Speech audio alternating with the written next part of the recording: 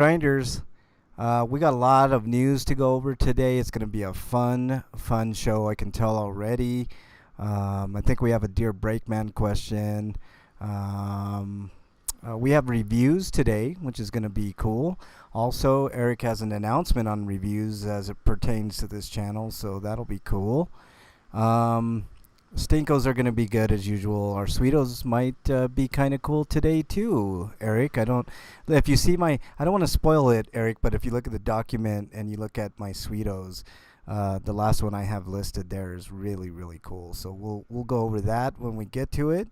But it should be a fun time for all. Also, we have our new tournament starting starting today for this month. An exclusive to Twitch and YouTube listeners that listen, mostly Twitch listeners that listen to this pre-show nonsense. We will be doing the greatest SNES games of all time. The poll only 5 people voted, but Eric, yours and mine were tied. I decided to do yours because we've been having this SNES on the list for a long time, and it has not won. But finally, the time is here. We're going to determine the greatest SNES game of all time. Put that together.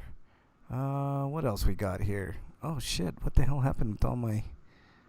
there we go. Jesus Christ. Now I got to go through all these things again. Jeez.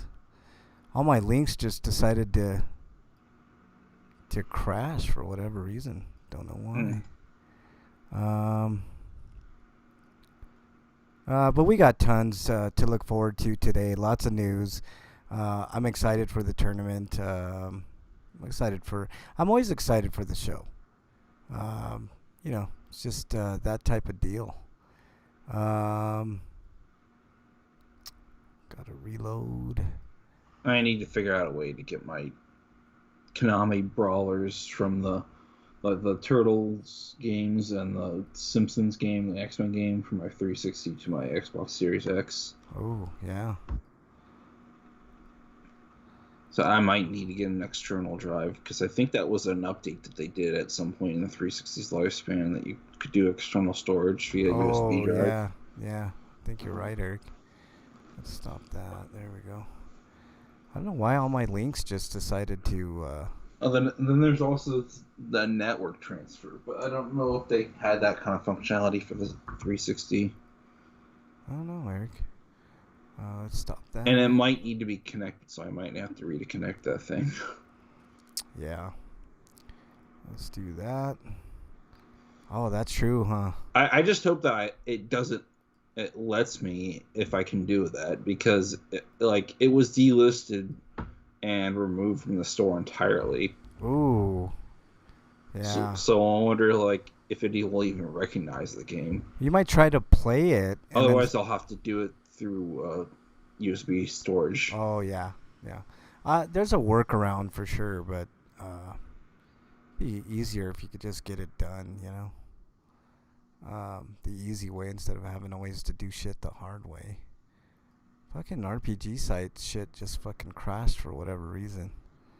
It shouldn't be too hard to interface with the other console and just look at its directory. Yeah, no, it should not be that bad.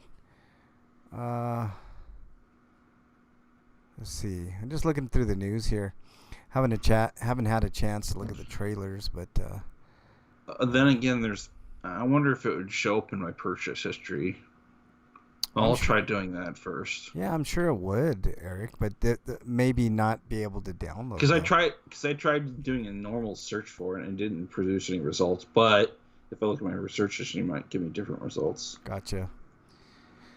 Alrighty. Thing is, they don't make it obvious where your purchase history is in the store. Yeah. We also have a new intro today. I worked long and hard to do a new intro, so hope you guys enjoy it. Let's see. But yeah, we've got lots of fun stuff to talk to. Because if I could just re-download it, then I won't have to worry about migration. But... yeah, that would be cool. Let's check see if anybody's in chat. I doubt it. Yeah, Eric is in there. Right on, Now I Eric. have to reinstall Neo Complete Edition on my PS4, or not on my PS4, on my PS5. PS5, and Yeah, then the PS4 version, and then I have to manually transfer my save file so that I can use it on my PS5 version. yeah, gotcha. What do And you I mean? don't even have to use the disc that it came with my physical version because I could just install the digital version. Yeah, I don't think there's any difference other than the patches, but Because it comes with 2 discs, it's one for each game. yeah. Which can't they fit both of those games on one Blu-ray? Yeah, but then there would be the issue of having about 100 gigabytes worth of data being installed on your hard drive. Uh, So it says 94 on the back of the box for storage, but that's probably a total number rather than for each. gotcha. Games are huge nowadays, man. Like I don't. They're gonna. I mean, something's gonna have to give. Like net neutrality was ruined by Ajit Pai, and I'm hoping this administration does something to address that. Although I highly doubt it. Uh, there was one good. I don't want to spoil one of my sweetos, but there was one good thing that Biden did. That I I was. mean, Biden's not Trump, so he might not just put a yes man in there. So Yeah. It's definitely going to be, I guess, more presidential, but that doesn't mean much, Eric. Like I mean, yeah, he's already trying to start more wars, just like uh, Obama. So he's continuing Obama's agenda. starting some and looks like ending others. So I'll be Yeah, but it doesn't matter if he ends them if he's just going to do more. well. There's one in particular that needed to be ended a long time ago that I'll talk about in my sweetos, but um, It's more like fixing a mistake that should have been fixed a long time ago. yeah, no, but at least it's happening. You know what I mean, Eric? Like I'll talk about it in the sweetos, but I don't want to give too much away on the pre-show. But yeah, it's yeah. I don't even know what to say. It's good news, but you know, our tournament's going to be fantastic. There are a ton of great games. I tried to do it the best I could as far as um, matchups are concerned. So you don't have like a super big hitter going up against a super big hitter in the first round. It's going to take at least 2, 3, maybe even 4 rounds to get to those big matchups. So that's what I'm kind of hoping. I mean, some of these games are just going to get killed. I know which ones are. I mean, you can pretty much guess. Like, I mean, I'll give you one matchup on the pre-show: Final Fantasy VI going up against NHL '94.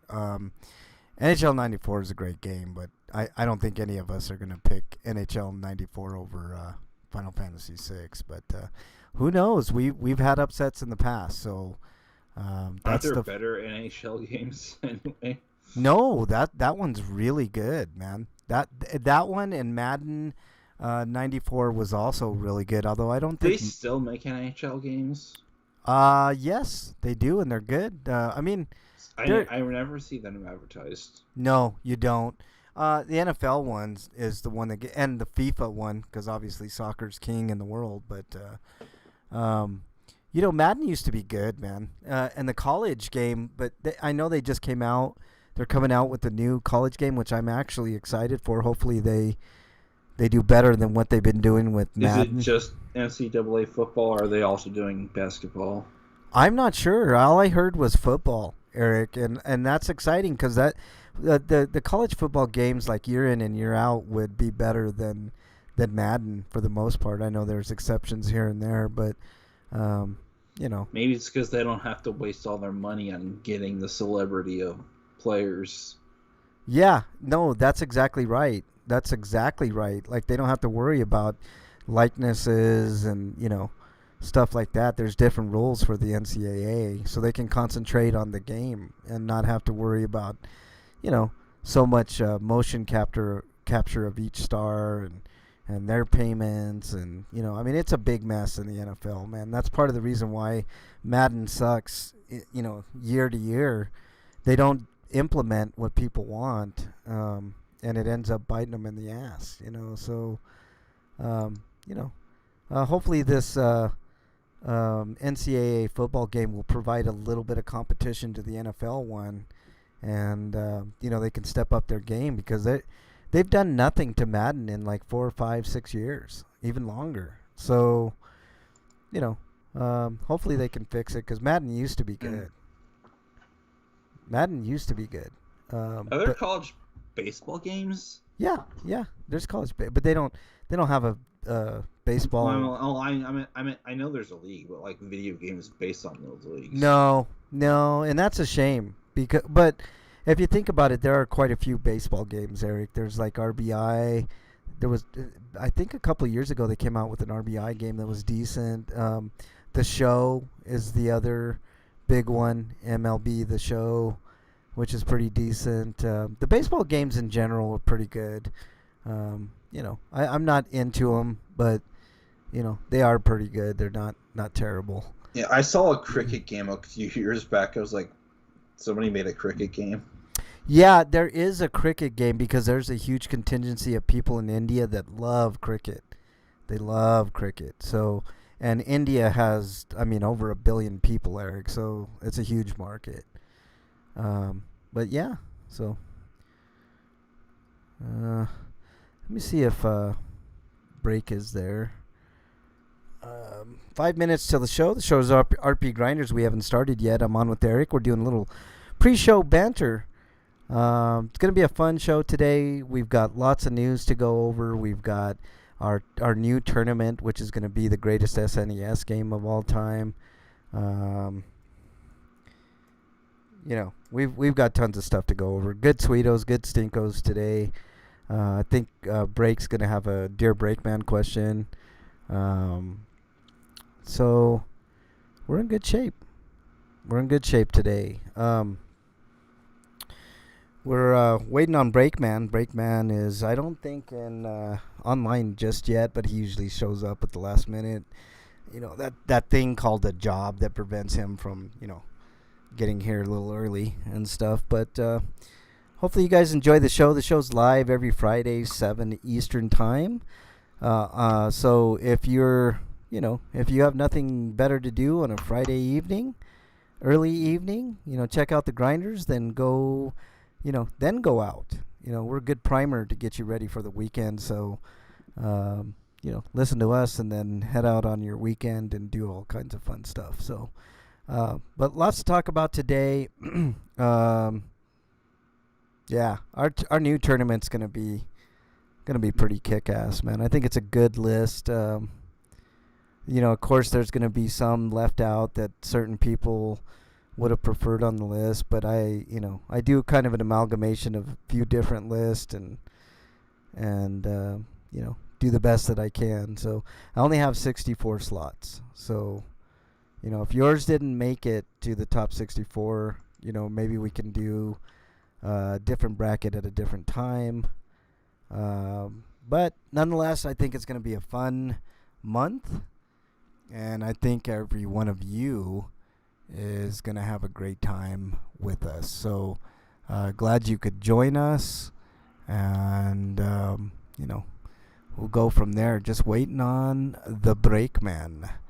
He usually gets here about this time. Sometimes he has some Skype issues or whatever, but what's your favorite going in to this tournament, Eric, if you were just to pick a random favorite?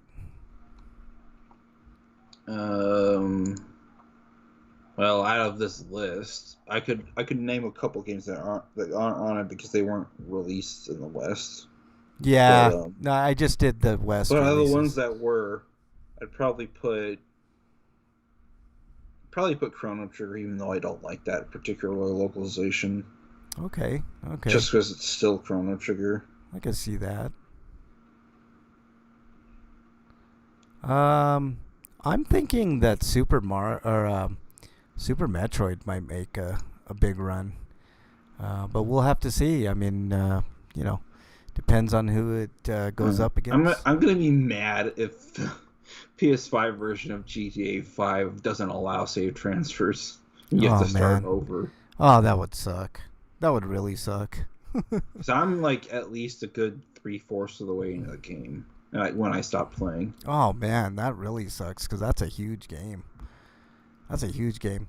If you're just joining us, the show's RP Grinders. We're doing a little pre-show banter, talking about our new tournament this month. I just feel like Sony's inventing ways to make the PS5 versions of games undesirable. PS5 versions? It's like we can't somehow figure out save transfers, so you got to start over. Well, they're probably like saying, screw the PS4, and now we're on to PS5. I know GTA 6 is well into development, so that should be. Like I'd much rather have a patch for the PS4 version of a Judgment to have a uncapped frame rate so that it runs at 60 frames on the PS5 instead of a new version with a horribly aggressive upscaling that's ruined the lighting and the shading and depth of field. Totally agree, Eric. And we're going to talk about that later. Okay, that sounds like a good discussion to have for sure. I agree with you actually. I still want a Bloodborne patch, man. 60 frames. I mean, that would make. They'll just sell it to us again. That's what's going to happen. Oh yeah, and you know what? I'll buy it again. It's like going to be a third-party developer, probably Blue Point. Yeah. But yeah, exactly. Wyland is. I would buy it again, but it's going to be annoying after you can pay full price. I agree. I totally agree, Eric. It will be annoying, but I mean, a 60 framer, you'll get a remaster first. Wyland says, "Hey, because they'll come up with some excuses that they can't just do a patch, because they'll probably do things like integrating the old hunters into the game. Well, that's dumb, man. New trophy list. I mean, and maybe a new engine. Well, that's just dumb, man. Like, if a guy because they don't want to work around the fact that the old game's code would make it too. They probably don't want to put in the effort to trying to tweak the code to like get rid of things like chromatic aberration. Yeah, I agree, Eric, but I honestly think they should just talk to that guy that broke that game and put a 60 frame patch on. It would not be a big deal. I mean, they could easily implement it, and it would make a lot of people happy, myself included. Just get rid of that fucking frame rate, man. Like, it should not be that hard to write it into the code. Wyland says, I don't need 4K resolution for that game. I just need 60 frames. Yeah, I agree. I totally agree, Eric. I do, however, think 4K 60 frames a second is definitely achievable on the current gen, the 5 and the X, for sure. Wyland says, I never bought Bloodborne to begin with. I have it, though. It's a good game, Wyland. I mean, if you got a PS... Like Sekiro uses a checkerboarded resolution, so it's not true 4K. Yeah. It's just upscaled. Break is in chat. He says Skype is reinstalling. No problem. We'll wait around for that. Shouldn't take but a couple minutes to do that. But we're gonna have What, Eric? You kind of cut out. Oh, can you hear me now? Yeah.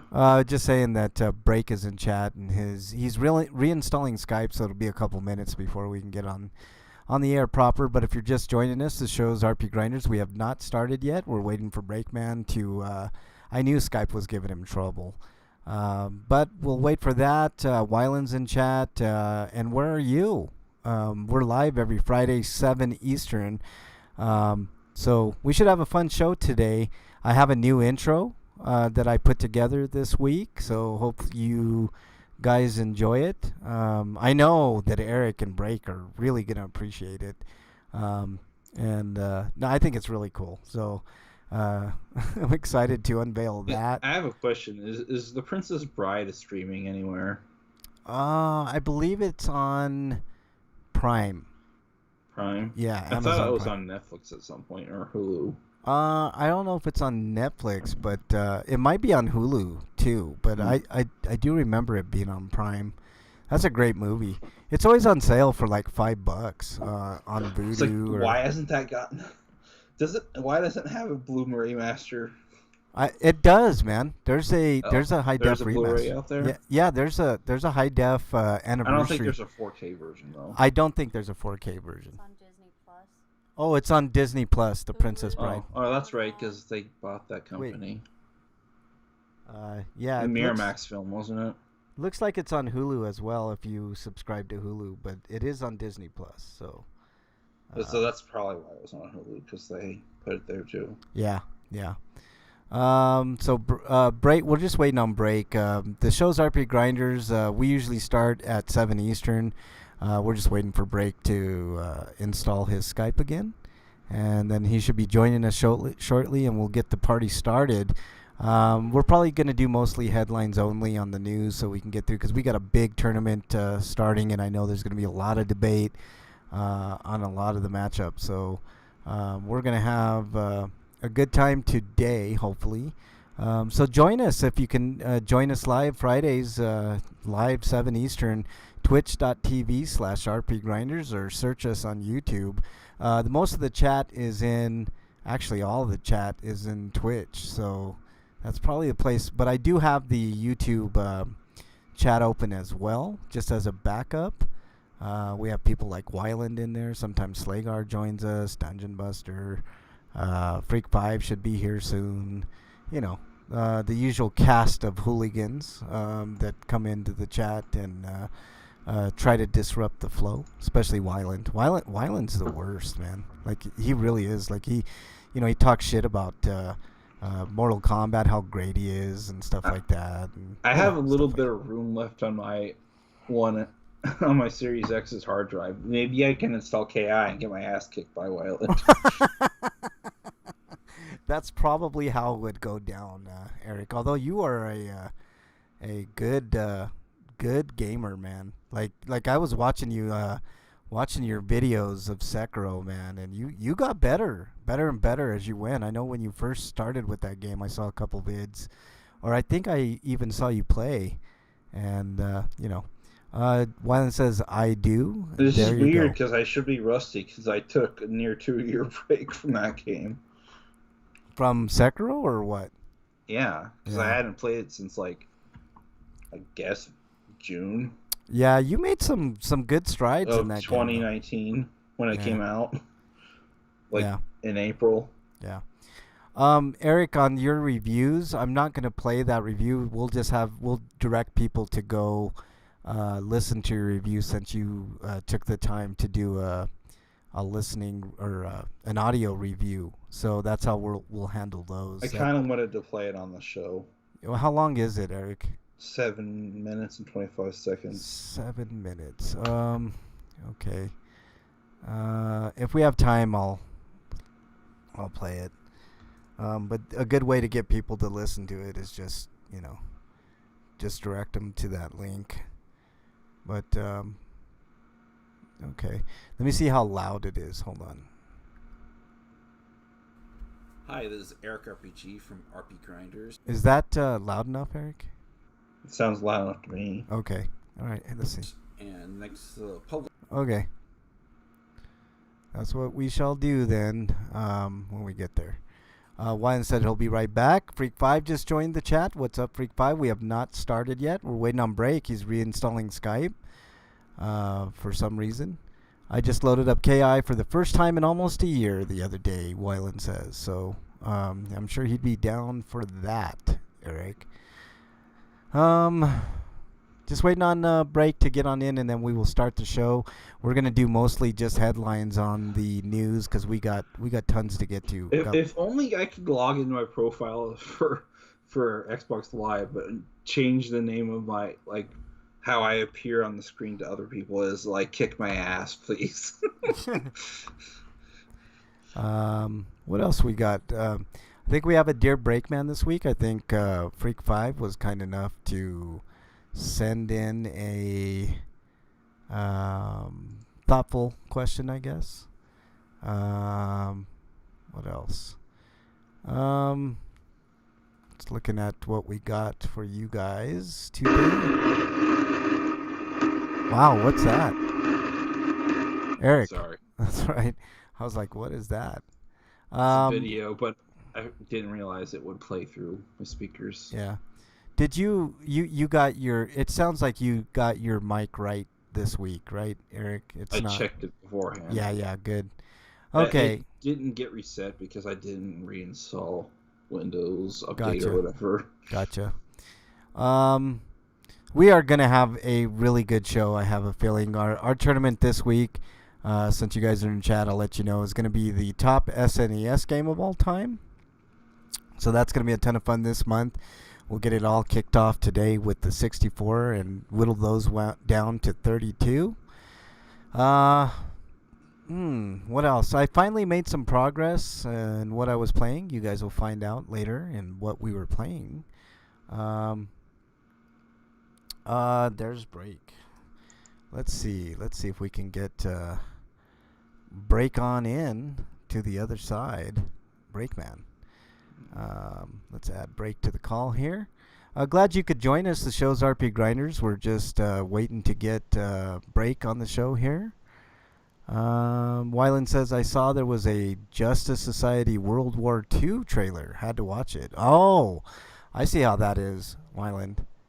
Hey, Wyland, I got a question for you pertaining to Death of Superman, the animated DC movie. Is it Rebirth of Superman supposed to be a thing still? Yes. Because that wasn't on HBO Max, so I'm guessing it's not even out yet. Probably not out. Break, you there?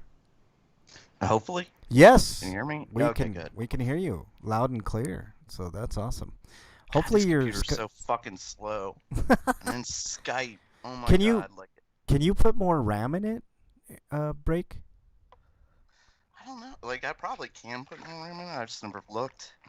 Yeah. You I probably see a might try slot. that. Oh man. Jesus! I probably have to take off the whole fucking bottom to upgrade this one if I can even upgrade it. Yeah. Wyland says it's odd that Reign of the Superman isn't on there.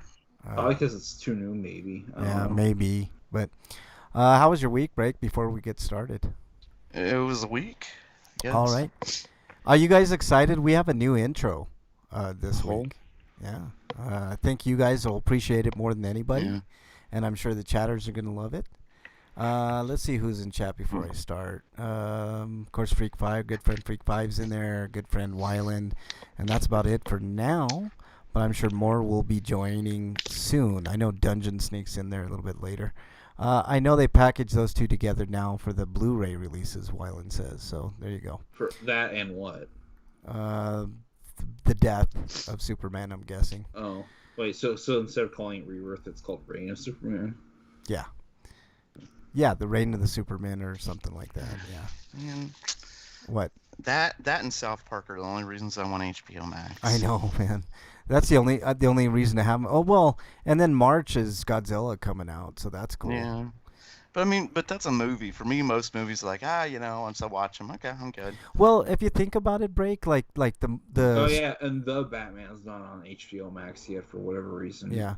If you think about it, Break, it's actually not a bad deal for $15 a month if you get one of those movies. Because if you buy one of those movies, like theater at home, it's usually like $20 just for, to view it for a couple of days. So it's and not a bad deal. They got some good stuff. They got The Watchmen on there, which I already bought anyways. But Yeah. there's some good. Game of Thrones is on there. There's some good stuff. So. It's almost worth It says that, according that price to tag. HBO Max, say Reign of the Superman is on there. So I guess you have to type it in a search because it didn't show up in the DC thing. So their their menu selections, I guess, got messed up. Okay, you guys ready? Because we got lots to get to today. You ready, Eric? Yeah. You ready, Break? Break's like, no. Are you on mute, Break? Let's see. No. Okay, you ready? Yeah, I guess. All right. Yeah, I guess. Okay, here we go.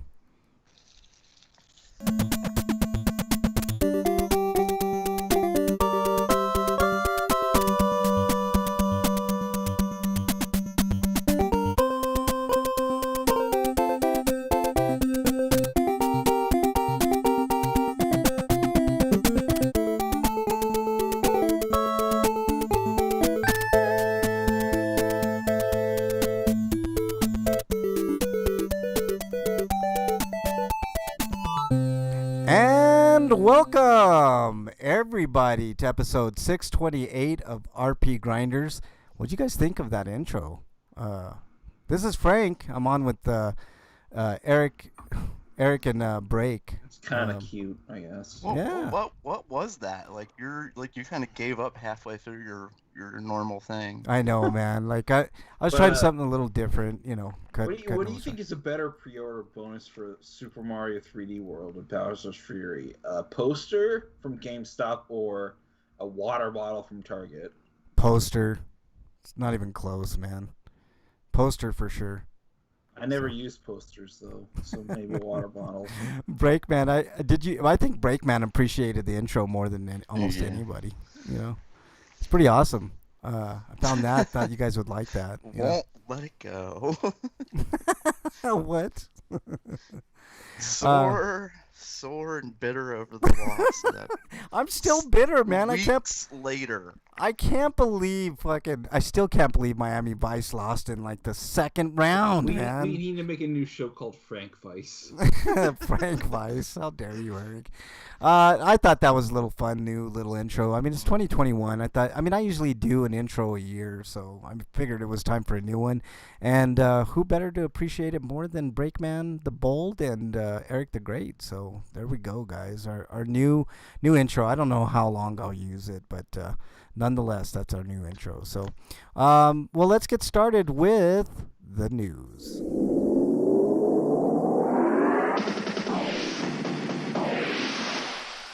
RPG news. All right, Eric, you are up. Either that, we could call it Frank Law.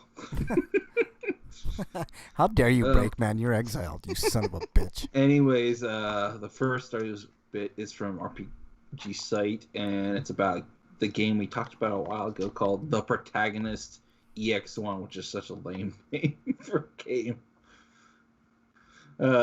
What's the sequel going to be? The villain 2.0 or some shit? The antagonist it EX2 launches on Steam Early Access on the 18th of February, so a week and a half from now. Yeah. Early access version will launch with 4 levels where players explore a mysterious alien space station using an isometric tactical grid. Yeah. Well, that's pretty good, I guess. I'm looking at the trailer. There's a little bit of gameplay, but it looks kind of janky. It's strategy. Looks like strategy turn-based sort of. I didn't get a chance to look at the trailers before, so I'm looking with you guys in chat. Very generic, right? Doesn't it look generic to you guys? Like, have you had a chance to look at it? Like, kind of looks generic to me, along with the generic title, which Breakman so aptly pointed out. But all right, anything else on this, Eric? Nope, that's it. All right, anything else, Break, on that game? Jesus, I am having. I am having issues. Can you hear us, Break? Like it's cutting in and out. Huh? Do you want me to hang? You want me to hang up on you and then call you back? Break, you're on mute right now. But I'll call you right back. Break. So, anyways, I don't know why Break has so much issues with Skype. Like I never had half of the issues that he has, and I haven't updated Skype in forever. But let's try getting Break back on. Have you guys tell us at RP Grinders if you guys have had problems with Windows Skype? I have a Mac, so I never have hardly any software issues, but maybe somebody out there knows how to help Breakman with his Skype issues, because damn, he really does have I suggest maybe a little bit more RAM. I think that's always helpful. I don't know. Let's see. Wyland says, Frank, you didn't poo-poo on Hollow Man. Break did. Oh, that's right. Yeah. Bacon's fucking with his internet connection. Yeah, exactly. That's the answer. So there you go. That was that's a very good, valid reason. Wyland, he shit on Hollow Man, and Hollow Man's a great movie. So and he disparaged the great Bacon. So, that shit happens. Trying to call break again. I really don't know what the hell's going on here, man. Like, he always has problems. But let me go ahead and read the next story. He can read the next one. But this comes to us from RPG Site. Mass Effect Legendary Edition releases May 14th. There's First Glance, which I have not had a chance to look at this. Like I said, I was kind of busy, so I haven't really. I saw the trailer and it was very brief, but you saw a good glimpse of FemShep, and I think they ruined their character model a bit. Ooh, see, I didn't get a chance to look at it. Break, do we have you back? I hope so. Yes, we got you back. It could have just been lighting. I mean, the shadows could have just been thick, and I couldn't see good look at their face, but it did not look good from the angle I saw it at the very least. Wyland says, I still need to watch Hollow Man 2. It came with the CE Blu-ray I bought. Oh, yeah. Hollow Man 2 is not as good, man. It's okay, but... It doesn't have Kevin Bacon. I was going to say, it's a travesty of justice. It doesn't have his holy lord. Yeah, exactly. So there you go. All right, you're just trying to atone for your sins, Break, but... I'm looking at the trailer, and I agree. I mean, it looks good, but some of the character models are questionable, Eric. So, yeah. I did your story, Break, so you can do the next one, the Atelier story, if you're cool. If you're ready. Yeah. Oh, sure. I'm trying. I'm loading it, and it's taking a moment here. And I will still maintain the sentiment that Mass Effect 3 was a disappointment, because it's not a bad game, but... it was so much like every other third-person shooter out there that it would bore me. Yeah. Oh, Wyland, that's right. Wyland says it does have Mr. Robot in it though, so that's a nice trade-off. Yeah. What's his name? Remy Malik. Yeah, it's a good trade-off there for sure, but not as good as the Pinnacle. The Bacon. So, all right. Did it go up there, Break? Okay. Coming to us live from RPG Site. Atelier Mysterious Trilogy Deluxe Pack launches for PS4, Switch, and Steam on April 22nd. Yeah, yeah. I don't think we need much more than that. Well, the pack consists of Atelier Sophia DX, Atelier Fierce DX, Jesus Christ, and Atelier Lydia and Soleil DX. Like, what the fuck with these names? This will be out on April 22nd, as I said. Jesus. Oh yeah, Wyland says no. Christian Slater, not Malik, Remy Malik. So that's not as good, man. I mean, Christian Slater was good back in the day, but Bernie just stubbed her toe. So just letting you guys know that. But yeah, no Christian Slater. That's not. I mean, Hollow Man 2 is with Christian Slater. I don't remember that, but maybe it was that that forgettable of a movie. But all right, let's go with Eric next, please. Okay, from RPG Site, we've got Wheel of Fate. This is coming out on Steam on February 12th, and it's an AI dungeon mastered RPG. So the DM's an AI. Okay. Yeah, there you go. It's still probably gonna be a dick to you. Oh yeah, man. I mean, I have yet to play with a DM that doesn't like to fuck with the characters, man. So it's got to do that. Christian Slater's awesome in Mr. Robot. I didn't even know he was in Mr. Robot. Wyland, of course, I didn't see too much of that series, so probably should though. Anything else on that, Eric? Click time enhancement upgrade. Oh no, so there's QTEs that are based on the mouse. That's not fun. Oh god. Maybe that's why it's called the Wheel of Fate, because it's the mouse wheel of fate. Yeah, I guess. But all right, anything else? Not really. It sounds like your standard turn-based RPG. Tactical, yeah, tactical. Mm. All right, next story comes to us from RPGsite.net. Ring Fit Adventure shipments rise to 8.68 million units. Other sales updates for Xenoblade, Pokemon, and more. So if we look at the numbers, as I mentioned, 8.68 million, up from 5.84 million for Ring Fit Adventure, which I didn't even know was a thing. Combo of Pokemon Sword Shield is still moving units, now up to 20 million. That's an insane number. That's the exercise thing. Yeah. Oh, it's that stupid ring thing. Yeah. The only reason this was a hit is because of COVID-19. Yeah. But I mean, hey, Well, people are looking, people are quarantining and trying to figure out how to exercise and stuff like that. You yeah, know. no, that's a good point. That's a good point, Break. You make a very, very good It's point. also the biggest reason Animal Crossing did so well. Yeah. Yeah. Other RPG-related sales updates are more modest. Xenoblade Chronicles Definitive Edition has sold 1.48 million, up from 1.4. That's still a sizable jump. It's I not too still bad. want to get Ring Fit though because they're easier to find now because everybody else that wanted one got it during 2020. Yeah. Paper Mario Origami King has sold 3.05 units, up from 2.84.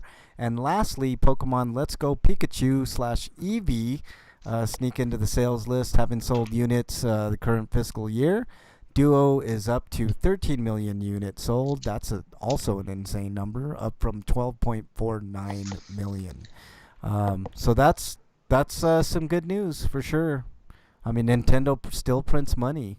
Although I did see I don't know if it was a tweet or something, like an interview with a former, what I forget what his title was, but Reggie Fils-Aimé, said that the Switch was make or break for Nintendo. So apparently Well, they're doing then really it's good. make because its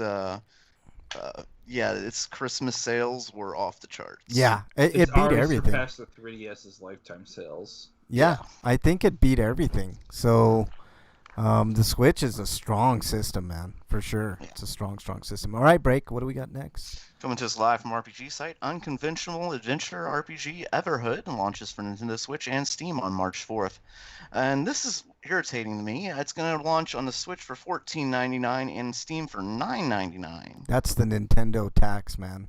God, that is fucking irritating. It is, man. And it doesn't look like you're going to get a demo on the Switch either, there are some demos on the Switch, but very few. It's weird. Yeah, there's not a lot of demos. Freak5 says Mrs. Freak brought Ring Fit Adventure. I think she has used it once in the months, at least 6 months, that she has had it. Yeah.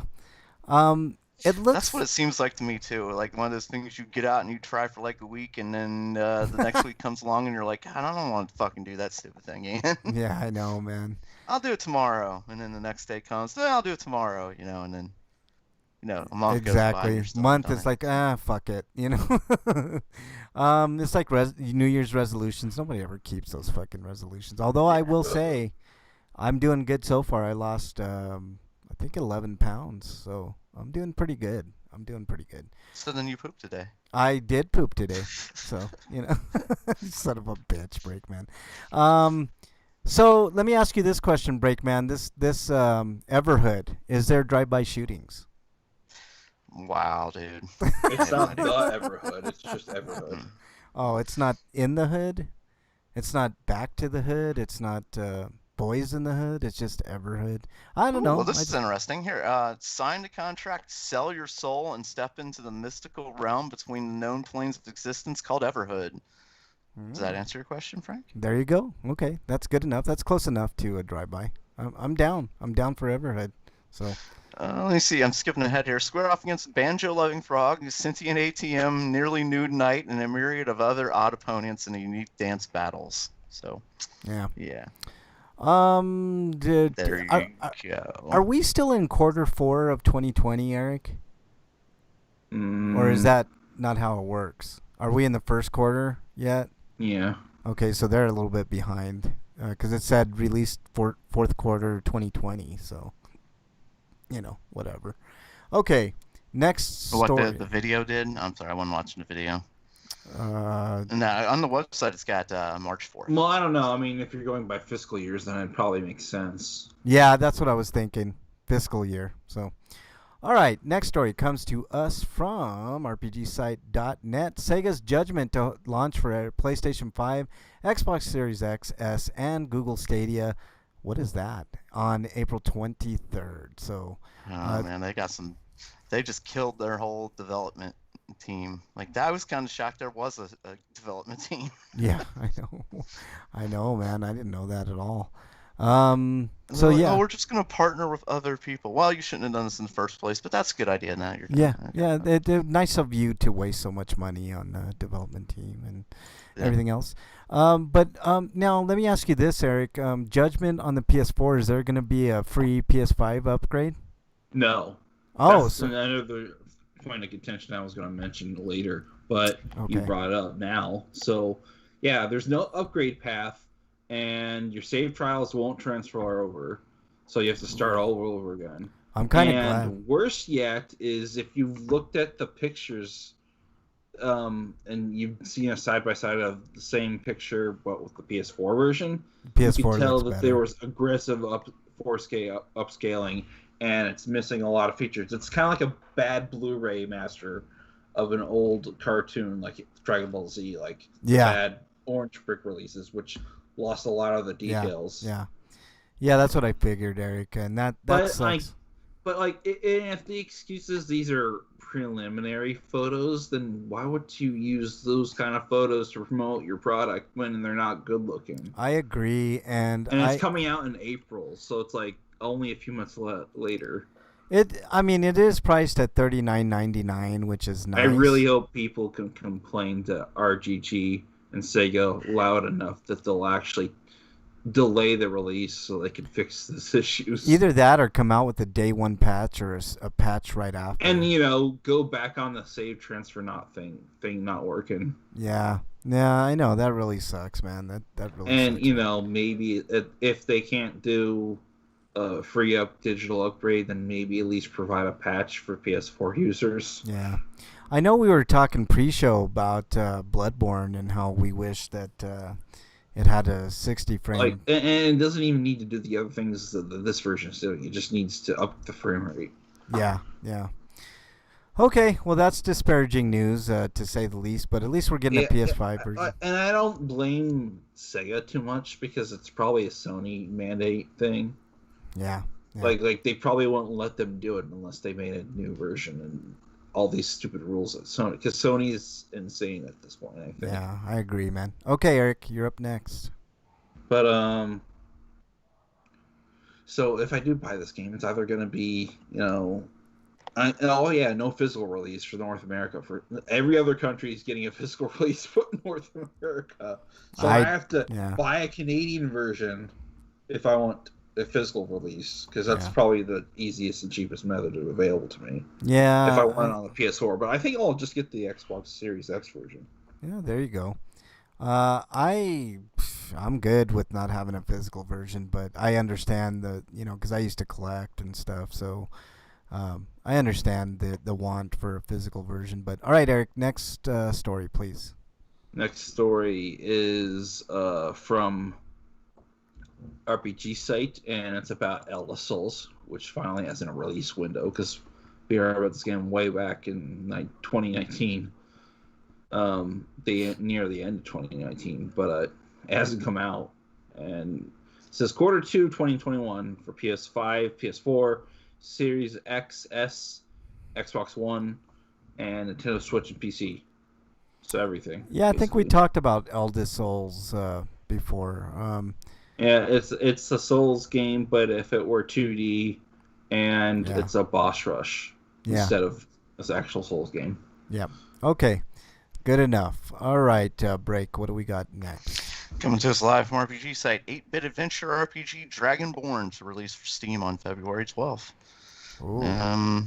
Spacebot Interactive is an independent game studio that focuses on retro-style games. The developer actually released a playable Game Boy cartridge version of Dragonborn in recent months. Wow, really? Wow. They made an actual Game Boy cartridge? Wow. That's crazy. Yeah. The game is described as a mix of Link's Awakening, Pokemon, and Dragon Warrior. That sounds interesting. Looks good. I mean, the Game Boy version of it looks good.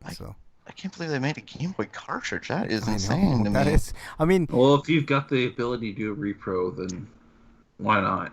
Yeah, I guess. But who the hell has a Game Boy? Yeah, that's what my thought was. Is that who has someone around that's going to be able to play it? Yeah, exactly. Okay, well, I just happen to have something on this there's table, also that analog. There's also Yeah. that new analog coming out, so they can play on that too. I happen to be sitting by a Nintendo SP, but that's a different story. I still have my Game Boy Advance SP. Yeah. Oh man, that was a good system. Game Boy Advance SP was a great little system. I gave mine to Mrs. Breakman. It's here. Yeah. Okay, anything else on this break? Nope. All right, looks good. I mean, I'm looking at the trailer now. I didn't get it. I think I've seen this game before. We talked about it. It's gonna be good. But okay, I guess it's my turn next. Come to us live from RPGsite.net. Chris Tales launches in July. New gameplay overview. So there you go. It doesn't have an exact release date, but we know it's in July. There's a trailer. A little bit about the story. Do you guys want to hear the story? Sure. Okay. The story of Chris Tales is a dark one.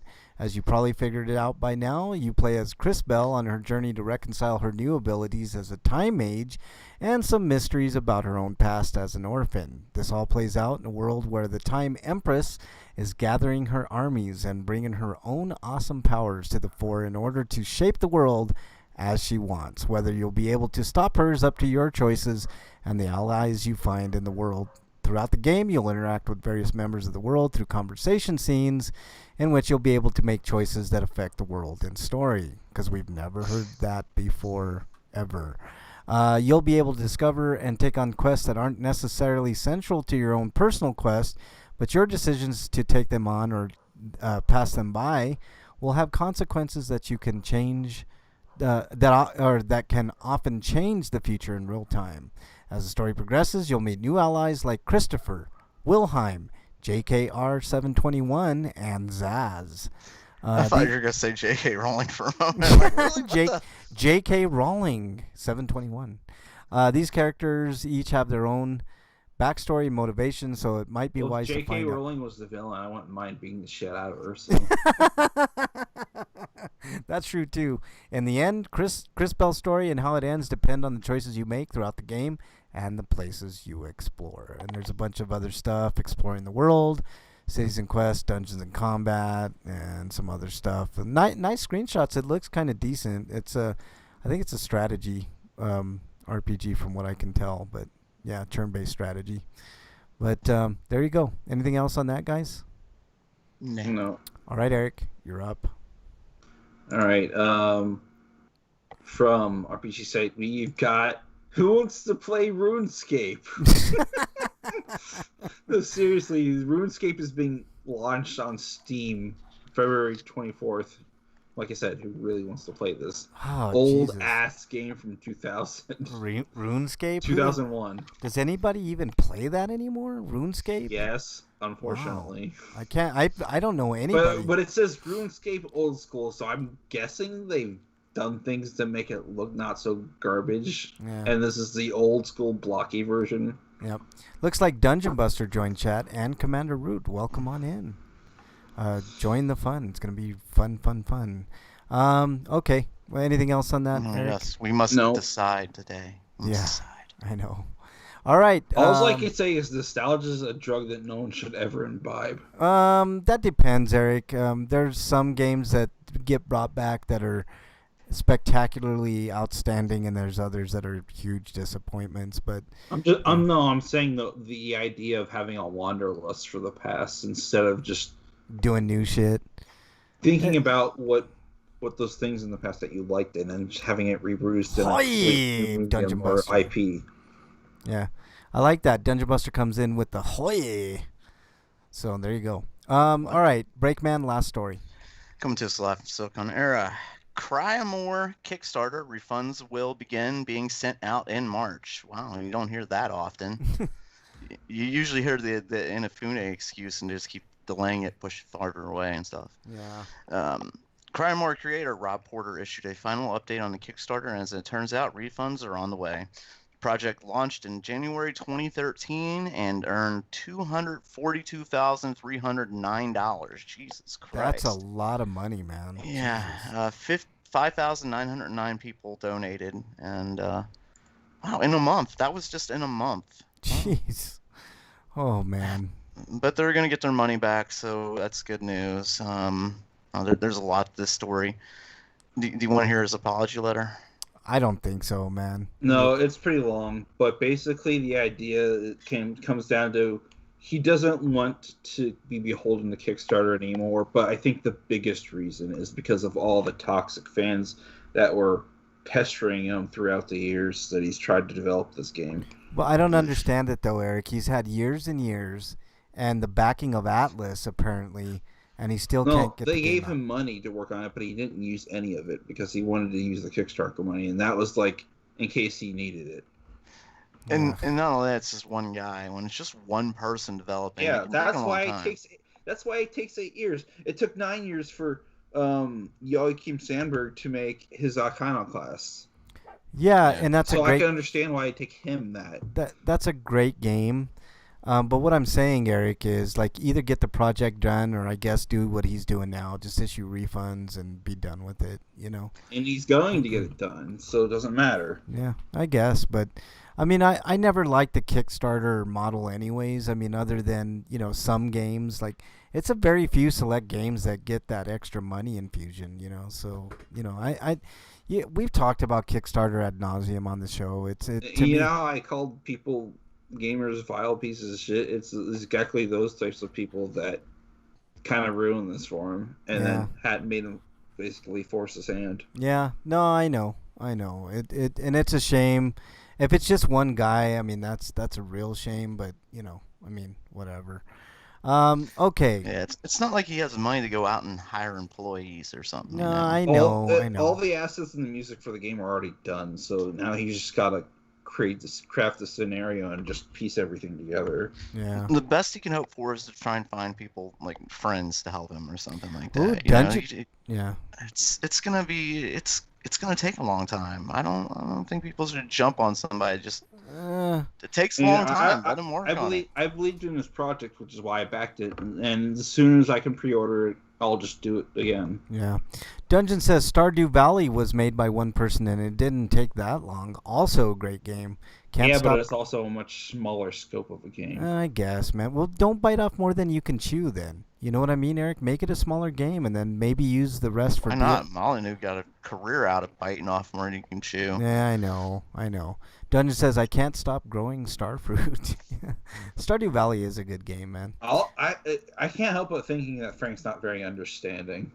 I'm understanding, man, but like if you're waiting years and years and years and you're not getting anything in return, like what's the point? That's my point about Kickstarter. Like it's a fucking crapshoot, man. Have you never heard of long-term investments, Frank? Yeah, no, Yeah, I know, man. I mean, I know. and sometimes those investments don't pay out, but Yeah, sometimes they don't, and sometimes they do. And Yeah, people well. treat Kickstarter game campaigns like they're pre-order campaigns, but they're not. They're you investing in someone else's idea and their dream, and then those dreams might not pan out. Yeah, but the thing is, Kickstarter makes it seem like if you make the goal, then you're guaranteed whatever, you know, whatever the developers of that game are that's promising. on everybody I was else. gonna say that's on a Kickstarter, or maybe somebody put that in their bio or something. That's on them. No, I understand that, but that's the format that Kickstarter puts forth. You know, not everybody is super savvy. I think it's precisely why he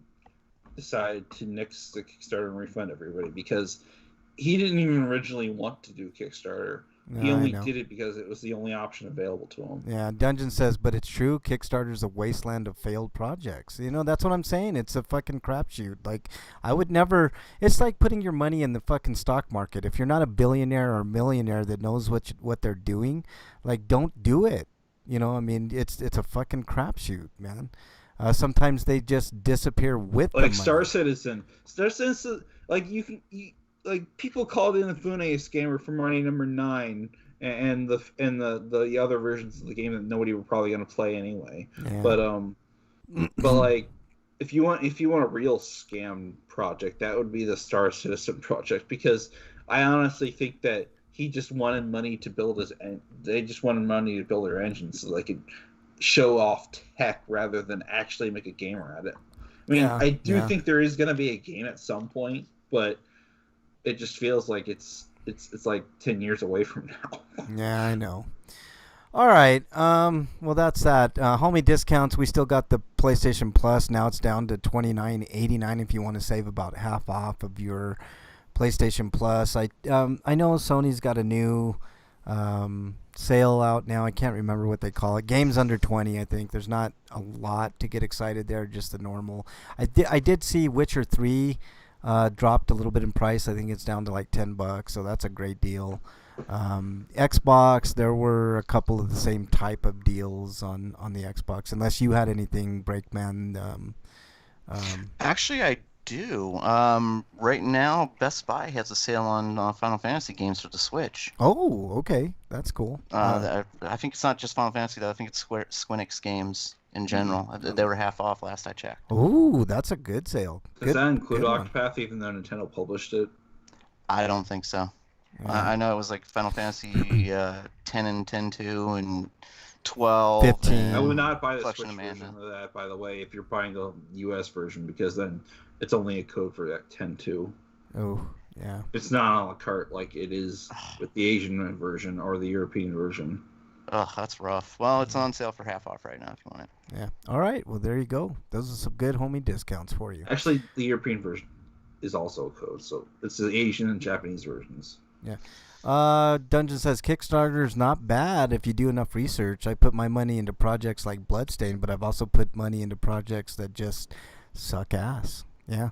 Well, it's not just that. Like I said, I stay away from Kickstarter. It's not just that those projects on there. There's also other people on there asking for money and stuff like GoFundMe type deals. Yeah. I mean, you really. Which is why I stay away from GoFundMe too. I agree. I stay away from both. I was tempted to put in RP grinders like GoFundMe or Kickstarter or something, but I'm like, no, I don't want to deal with that hassle, because then I got to do different things like let people take control of the show basically, and that's not what we do here. Dungeon Master says some of them are just really sketchy, and it's sometimes easy to see the red flags, and sometimes it isn't though. But yeah, it is sometimes. And I'd rather not chance it. I agree. I'd rather not chance it. Plus, I mean, if you think about it, some of those games you're paying way more than you would just pay just to buy the game regularly. So hopefully it comes out and you can just buy it. Trust me, there's a lot of fucking great that games. comes down to more which pledge level you submit. Yeah, super huge MMO RPG featuring player housing and deep crafting. Has no experience and wants to do it with only 10K. Yeah, exactly, Dungeon. And the guy lives in Puerto Rico, and you'll never see him again. Yeah, China, whatever. Yeah, if Puerto Rico becomes a state, he's dropping out. He'll move to Cuba or something. Exactly. All right, Breakman, should I hit your music?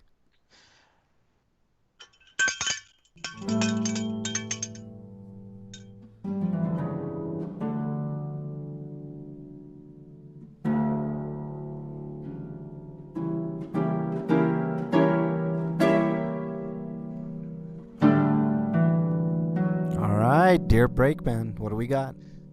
Dear Break, what crap? Sorry, I had it loaded up and then I moved my finger and then it disappeared on me because I'm an idiot. Where is it? Okay, here we go.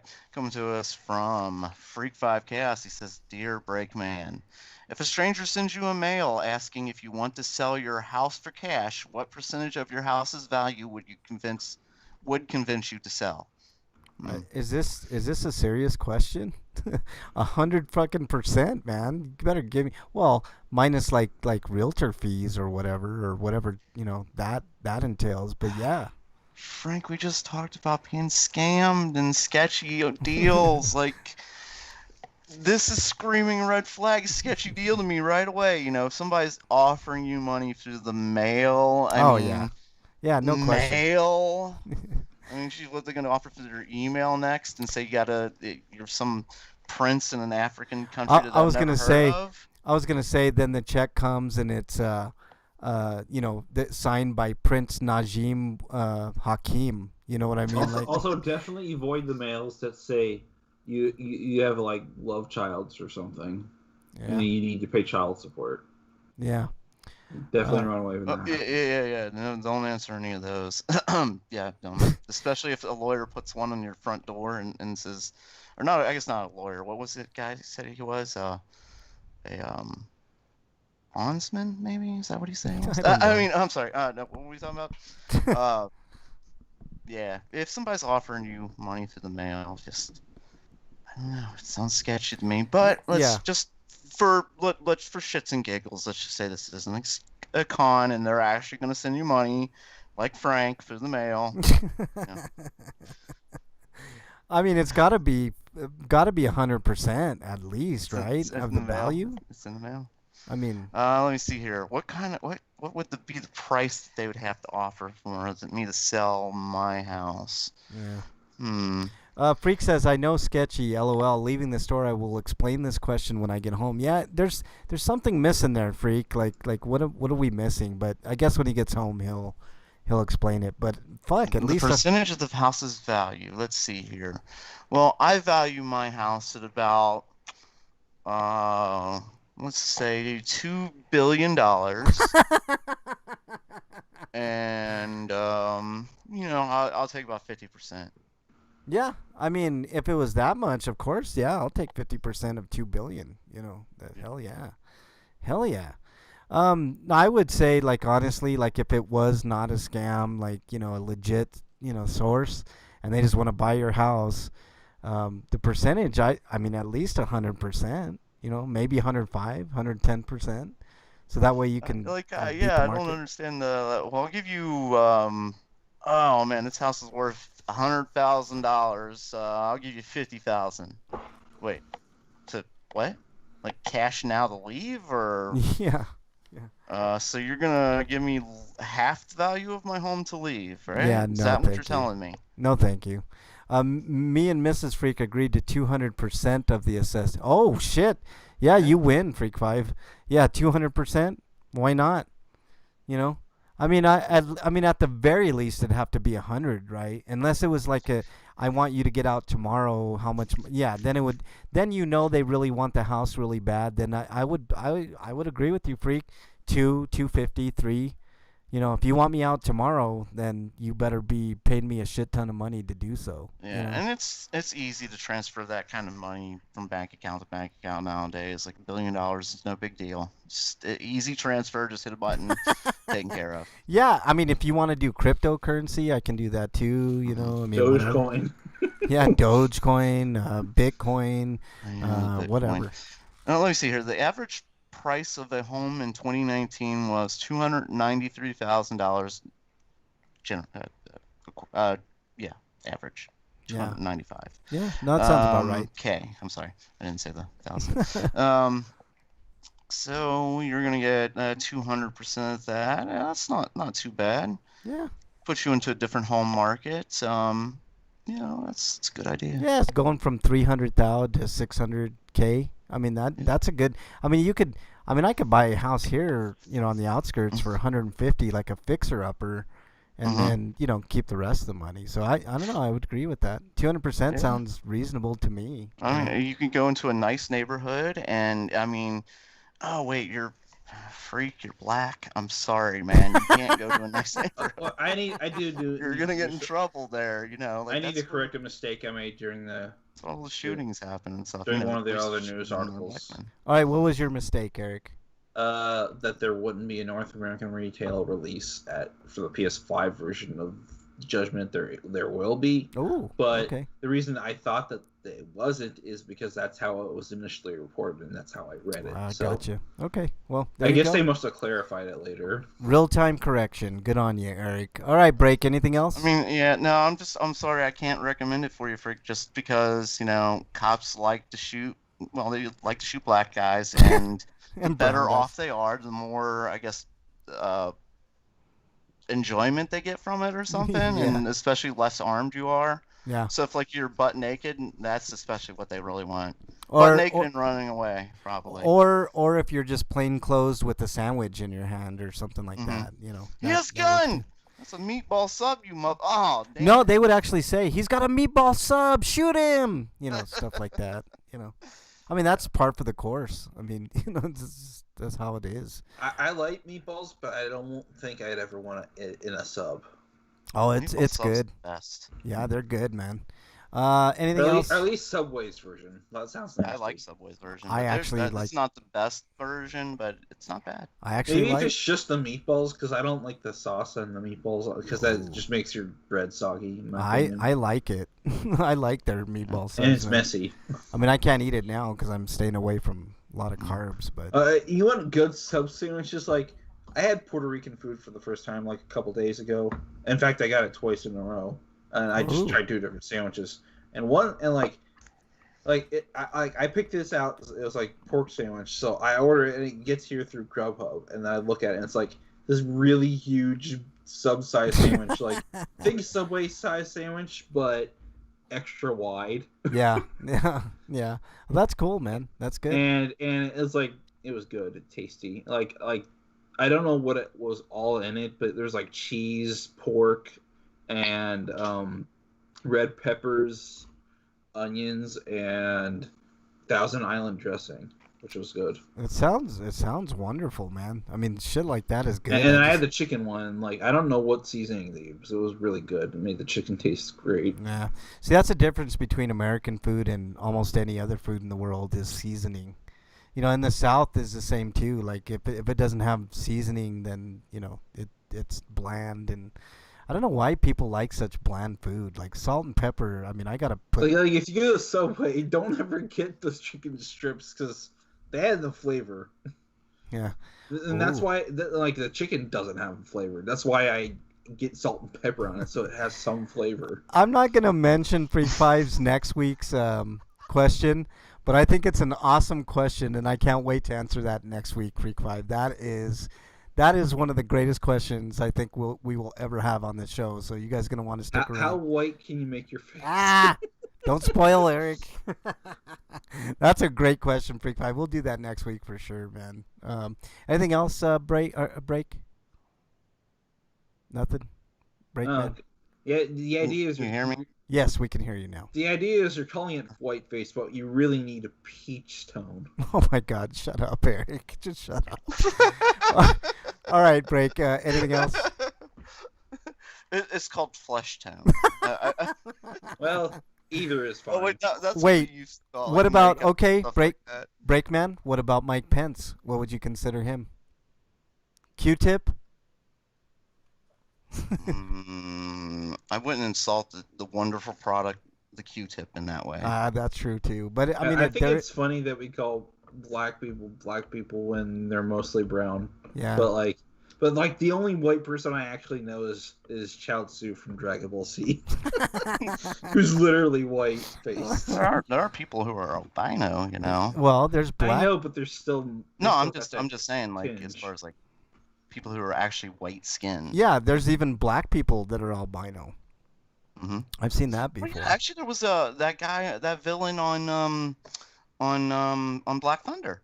Oh, The guy plays Tobias Whale. He's an albino, huh. African American, That's a good deal. I'm glad you and pointed he's that a out. really good villain too. Yeah. All right. Anything else? I don't think there's anything else, right, Break? No, I just want to know more about. I want to know about this sketchy offer he got. I need to know some Yeah, details. exactly. Okay, let's move on to Inquiring minds want to know. Inquiring Minds want to know what you've been playing, Breakman. Well, I got a question. I've been playing Mario 35, and they're taking away in March. Are they like taking away March 1st, or is it like a Yeah, because March 10th, because that's March 10th? because it spells out Mario. See, March 10th. Oh, Oh, yeah. God, that's so lame. Black Lightning, Freak Black Vibes Lightning. says. Yeah. Yeah. What did I say? Black Thunder? Is Black that what I Thunder, said? yeah. Black Lightning. I'm sorry. Yeah. Has That's the new season racist. started yet? I'm not watching them live anymore. I'm just gonna let them come to Hulu and watch them then. You're that like, reminds me, I need to buy Fire Emblem before it leaves the store, and that's March 1st because Marth. It spells Marth. Wait, Mario 35 is leaving for good on March 10th? Well, supposedly it is, but they might always bring it back. They do this stupid Nintendo Vault, like the Disney Vault used to do Oh, with their. Well, God. actually, Disney still does with their movies because Yeah. you can't get all their movies online on the, even though you pay for it. Yeah, I did see Legends and Flash were renewed. I'm very happy. Except about that. Song of South, that will forever remain in the vault. I thought Flash got canceled. Maybe that was No, nothing. you're thinking of Arrow. Oh, Arrow. It wasn't That's really- right. It wasn't really canceled. Like they canceled themselves. Gotcha. Okay. They set an end date. But yeah, Legends come back again, which would be awesome after next season. And this coming season, they're going to go with Aliens. I wonder what they'll do after that. I don't know. Is I Titans don't any I good? don't know if they can top that season finale though with that Museum of Mistakes. God, that was fucking brilliant. Absolutely brilliant. I've never watched Legends. I tried watching the first season, and Yeah, like the first season's rough. The second season, like it corrects it in a lot of ways, but it still takes some time to get its groove. yeah, And yeah, by the third season's when it's like, oh yes, this is a fucking bomb show. yeah. I know there's Uh, shows like that. Like the first season kind of sucks, or the second season, and then right, like it hits its stride, and you're like, oh shit, I've been missing out on that. yeah. But what else you? He's Supergirl and Black Lightning ending this season, yeah, which is that's shitty. I don't understand why Black Lightning's ending. I understand with Supergirl, like the ratings had gone down and such like that, but like Black Lightning, I didn't think it ever had like really high ratings. Black Lightning had decent ratings, but I guess you can kind of guess why they're getting rid of Black Lightning, man, and No, I Supergirl just for mean, that matter. well, yeah, okay, yeah. Well, Supergirl's like I know that the ratings have gone down on it. Yeah, Rory is the best. I agree. Rory's my favorite, Yeah. and he's the Is Flash one, is Reverse Flash Zoom, or is he a different character? different character. Yeah. Okay, what else you been playing now, Break? I've also been playing Code Vein, so it's pretty awesome. All right, cool. I'm pretty close to the end. I'm in the final dungeon, and then there's the extra dungeons to do. I don't know if I'm gonna do like Are you gonna do any of the DLC? Because I don't know if that was included with the Game Pass version. Oh, I don't have the Game Pass version. Frank bought for me for Christmas. Yeah, Oh. yeah. I spent a lot of money on that game Oh, too. it's on Game Pass and you have I know. to. So I guess if you want to play the DLC, you could just download that version later. I guess, but I don't know if that's a game you really want to get into DLC. But whatever. Yeah, the I was- DLC. From what I can tell, the DLC isn't worth it. From what people have told me, but Yeah, from what I've been seeing on like Reddit. or at the very least, it wasn't worth the price Disappointed it with was it. asking for. But I paid like $12 for the DLC, so it's like fine. That's a good price, I guess, because yeah. each DLC pack is like $10 each anyway. So. Yeah. All right, Break I it. thought it was like mostly like new like quote unquote. I'm just gonna call them jobs for lack of a better term. I mean, Yeah. Essentially, it's like they call them. I was talking about like the maps with the story content that you could play. Oh, so there is some more story content too. Yeah, like Yeah. there's like three maps you can play that have story content that are accessed from the depths menu. Oh, okay. Okay, what else you been playing? Or is that it, Break? That's it. Code Vein takes a lot of time. Yeah. Just, I was doing like a lot of farming and stuff to get ingredients to like buff my armor and weapons and stuff like that. And so I was going a lot of like backtracking and grinding and stuff, only to find out later in the game they just sell all those materials. Oh shit. That sucks, man. I hate when Yeah, you like, do that. damn it! Why did you not? Oh, you son. Oh, okay, fine, whatever. Wyland says Black Lightning's getting a spin-off, which is odd. Don't know why you canceled Black Lightning when the crossover potential with the spin-off is there. Yeah, we're not getting a Black Lightning Flash crossover either, which irritates the crap out of me. Well, I remember when Black Lightning came out at the beginning, it was mostly like for lack of a better term, like the black sheep of the CW universe, and then it kind of got popular, and everybody was like, "Well, shit, we can do this and that and the other," And I don't understand why they give up on shows so easy, man. It got popular by CW standards, though. Not like it wasn't. And none of these shows are real ratings juggernauts. No, I mean, but I that don't have cable TV, so how can I watch CW shows? that's not CW's forte, though. They don't like they're. You're right, but they make a lot of money, like with DVD sales and shit. Right. That's where they make the majority, like streaming and like buying like episodes and seasons and stuff like that on other platforms. That's where the CW makes a fucking killing, man. Yeah, Eric, you might be able to get like an HD antenna if you don't mind watching it live. But Yeah, if you want to watch like recordings, like and a lot of the old seasons are on Hulu, things like The Flash. Yeah, So yeah, the new seasons will be there eventually. yep. Okay, Eric, you're up. What have you been playing? I've been playing more Bravely Second. I made it to Chapter 3. I'm about halfway into that, I think. and some more East 9. And since I have Game Pass now, I played Toho Luna Nights, which is basically Toho if it were a Symphony Night-esque game. And it still has some of the hallmarks of the Toho series. So, like, the gray system from the shmups is still in place. So, like, it's the best method of recovering HP and MP. Because, like, all your attacks use MP. And, like, the way it is, if you know what the term grazing is in a shmup, it's when you get your ship or whatever close to an enemy and barely get hit. You basically accrue a score combo, and in this game, it just gives you HP. Yeah. But it's kind of fun. So I'm gonna buy that game on the Switch because I'd rather play that kind of game on the go, just whenever, so not have to be tethered to the console. But Yeah. I also played Cyber Shadow since that was on the pass. I actually bought the game on my Switch, but since it was on there and I was like waiting for stuff to finish downloading because downloads still take forever on the Xbox Series X like they did with the Xbox One and the PS4, and I guess by extension the PS5. So like I was gonna kill time, so I'm gonna play Cyber Shadow on this. I don't have a review for it yet because I haven't beat the game, even though I could finish it up. But I wanted to do 100% exploration of all the levels, get all the stuff. So I can kind of probably look for some YouTube videos on how to find everything in a level. But and then I played Yooka-Laylee in the Impossible Lair. It's a pretty fun game. If you didn't like the original Yooka-Laylee, this one might be more to your speed because it plays more like Donkey Kong Country. Yeah. Okay. Anything else, Eric?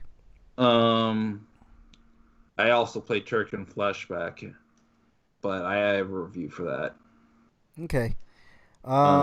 Which we may or may not get around to playing, but yeah, I'm gonna get to that in just a second, Eric. I'm not sure we're gonna have time. Like, I'm gonna fly through the review that I got real quick. I could always withhold my review of Weathering with You so you could play that instead. Okay. If you want to do that, Eric, I'll go ahead and do that. But we can wait and do your review next week too, if you want. I mean, this we've got to do the most important thing that we've ever done. Yeah, I think we should like skip podcasting. reviews this week altogether and just Yeah. do them next week when we have more time because we got something else to get to. The most important event in podcasting history. Exactly. All right, I've been playing MPQ. I played Call of Cthulhu, man. Guys, I've been hammering at that game. All I can say is fuck the Shambler. And real quickly, just a real quick question for you guys. Have you gotten to a That point? sounds nasty. I don't know. I don't want to screw any Shambler. Shut up, Eric. You're stupid. Have you guys like gotten to a point in a game? It could be any game where no matter what you did, I mean, it seemed like something simple. You looked online, you saw the tutorial, you looked at online guides, and you know what you're supposed to do, but for some reason you have a mental block and you just can't do what's in front of you. Have you ever had that happen to you, Break? Do we have Break? What? Yeah, I'm here. Yeah. I was trying to think of like if it did. Well, if it's like a Souls game, like sometimes the game just decides that you need to lose. No, I'm Even not. if you know what to do. I like there are times like I know like I'm struggling like at night or something or one day and no matter how many times I try to beat this certain boss or something I can't do it, and then the next day I come back and I can beat him in the first couple tries. Or something. No, that's something a little different, but along the Okay. same lines. Break. I'm talking about like there's something that seems very simple when you see somebody do it, like a gamer online, like a Let's Play, and you're like, oh, that's simple. Let me just go ahead and try it, and then you fail over and over and over, and you have no idea what the hell you're doing wrong. Well, that was me playing this part in Call of Cthulhu, where you meet the Shambler. And it online, it seems super easy. It takes everybody like a couple minutes. It took me probably 30, 40 fucking tries to get that part done, and it looked the simplest out of anything that I've done in the game. But I did get past it, and I'm about 3/4 of the way done with that game. So, Freak5 says you will need to check a guide online to make sure you watch in the correct order so the crossovers line up with all the CW stuff. Yeah, if you're gonna watch them, because things like the last crossover event it was all of the shows combined. Yeah. Wyland says Flash season 6 on Blu-ray is $10 at Walmart. I need that season. And then I think let's see what I think they're holding off for the Flash movie since that's going to be wild. There was a rumor that Grant Gustin's Flash will have more than just Crisis cameo in the movie, so that's kind of cool. So that's all I've been playing. We're gonna skip reviews this week for time purposes because we got some upcoming stuff. But we'll if you want to get a preview of a review on the RP Grinders Podbean, I think it's rpgrinders.podbean.com. You can go check out Eric's review of Turkin Flashback. It's about 7 minutes long, and you guys will have a good time listening to that review. But I'll play it next week for those who don't get a chance to. All right, let's move on to everybody's favorite segment. What is it? Stinko of the week. All right, Breakman, you know the deal. Oh, mine. I'm just gonna go with this fucking furnace in this house that decides every couple of years now it's going to go out. Oh. And it seems closer it is to being the coldest day of the year, the better. Oh, yeah, it's got to be cold day, the coldest day. Do you have a warranty on it, man? Some of those furnaces have like 10 years. The landlord's got a guy. Oh, gotcha. Okay, well, there you go. Problem solved. Yeah, but it's still like they gotta get parts and they gotta come and do it, and freezing your ass off, just sitting there waiting, like, oh my god. That's the second time within 2 years you've had that problem break, man. That's like I said, it happens every couple of years because it's been like the 5th, 6th time this has been worked on. But it's either that or buy a new furnace, and that's expensive. Yep, for sure. All right, what else you got, Break, man? Might as well get a new house at that point. Yeah, exactly. They're expensive, man. What else you got, Break? I guess that's it. I mean, I kind of wanted to talk about political stuff a little bit, but I don't know if it was in your stinkos or not. Go ahead. The whole voting on the representatives voting under secret ballot apparently is the only time the Republicans are willing to, say that, hey, we don't approve of this. But when it's not secret, there are only 11 of them that are willing to vote against somebody who's spouted QAnon nonsense and was quoted as saying this: I don't want to kill the speaker Nancy Pelosi anymore. Oh, not anymore, but at one point you did. Anymore. Okay, this ties into mine. You're talking about Marjorie Taylor Greene, right? Like the fact that only 11 Republicans are willing to say anything when it's on the record, but when it's off the record, a bunch more are like, okay, yeah, we're definitely in here. Like, they're supposed to be representing us, and these cowards. Democrats and Republicans are both cowards, Breakman, because it goes both ways.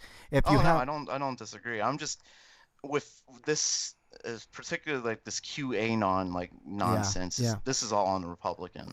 If you look at the document, Breakman, I put under my stinko, Marjorie Taylor Greene is a jackass, and that I mean, you pretty much summed it up. Like I mean, she's a piece of shit, man. I mean, there's just no other way around it.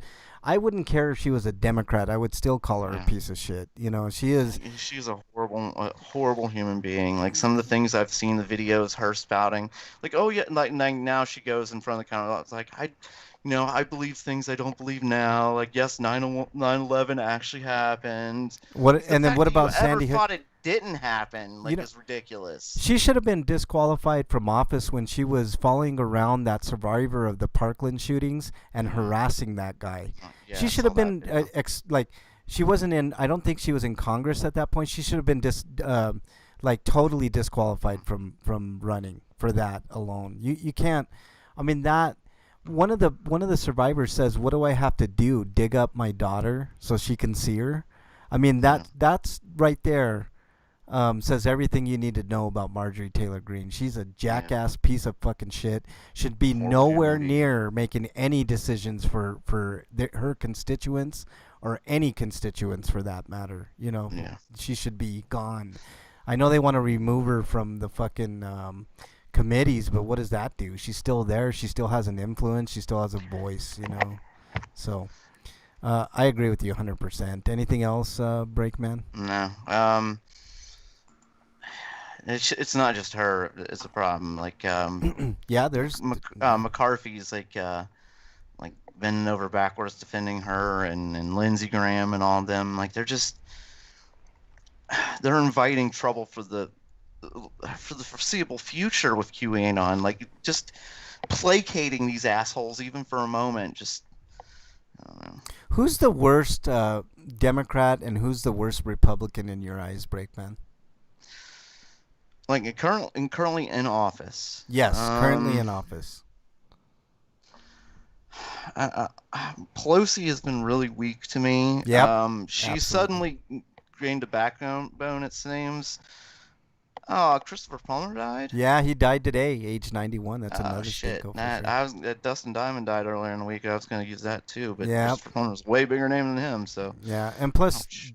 Dustin Diamond had a personality of a jackass. I don't know if he was that way in real life, but Yeah, seemed- he was always trying to make a comeback and just he took credit for that whole like one video and then he admitted later like no it wasn't me. Just, oh yeah, the sex video that he had. like it was all about trying to make a comeback and trying to stay relevant and stuff like that. I just yeah.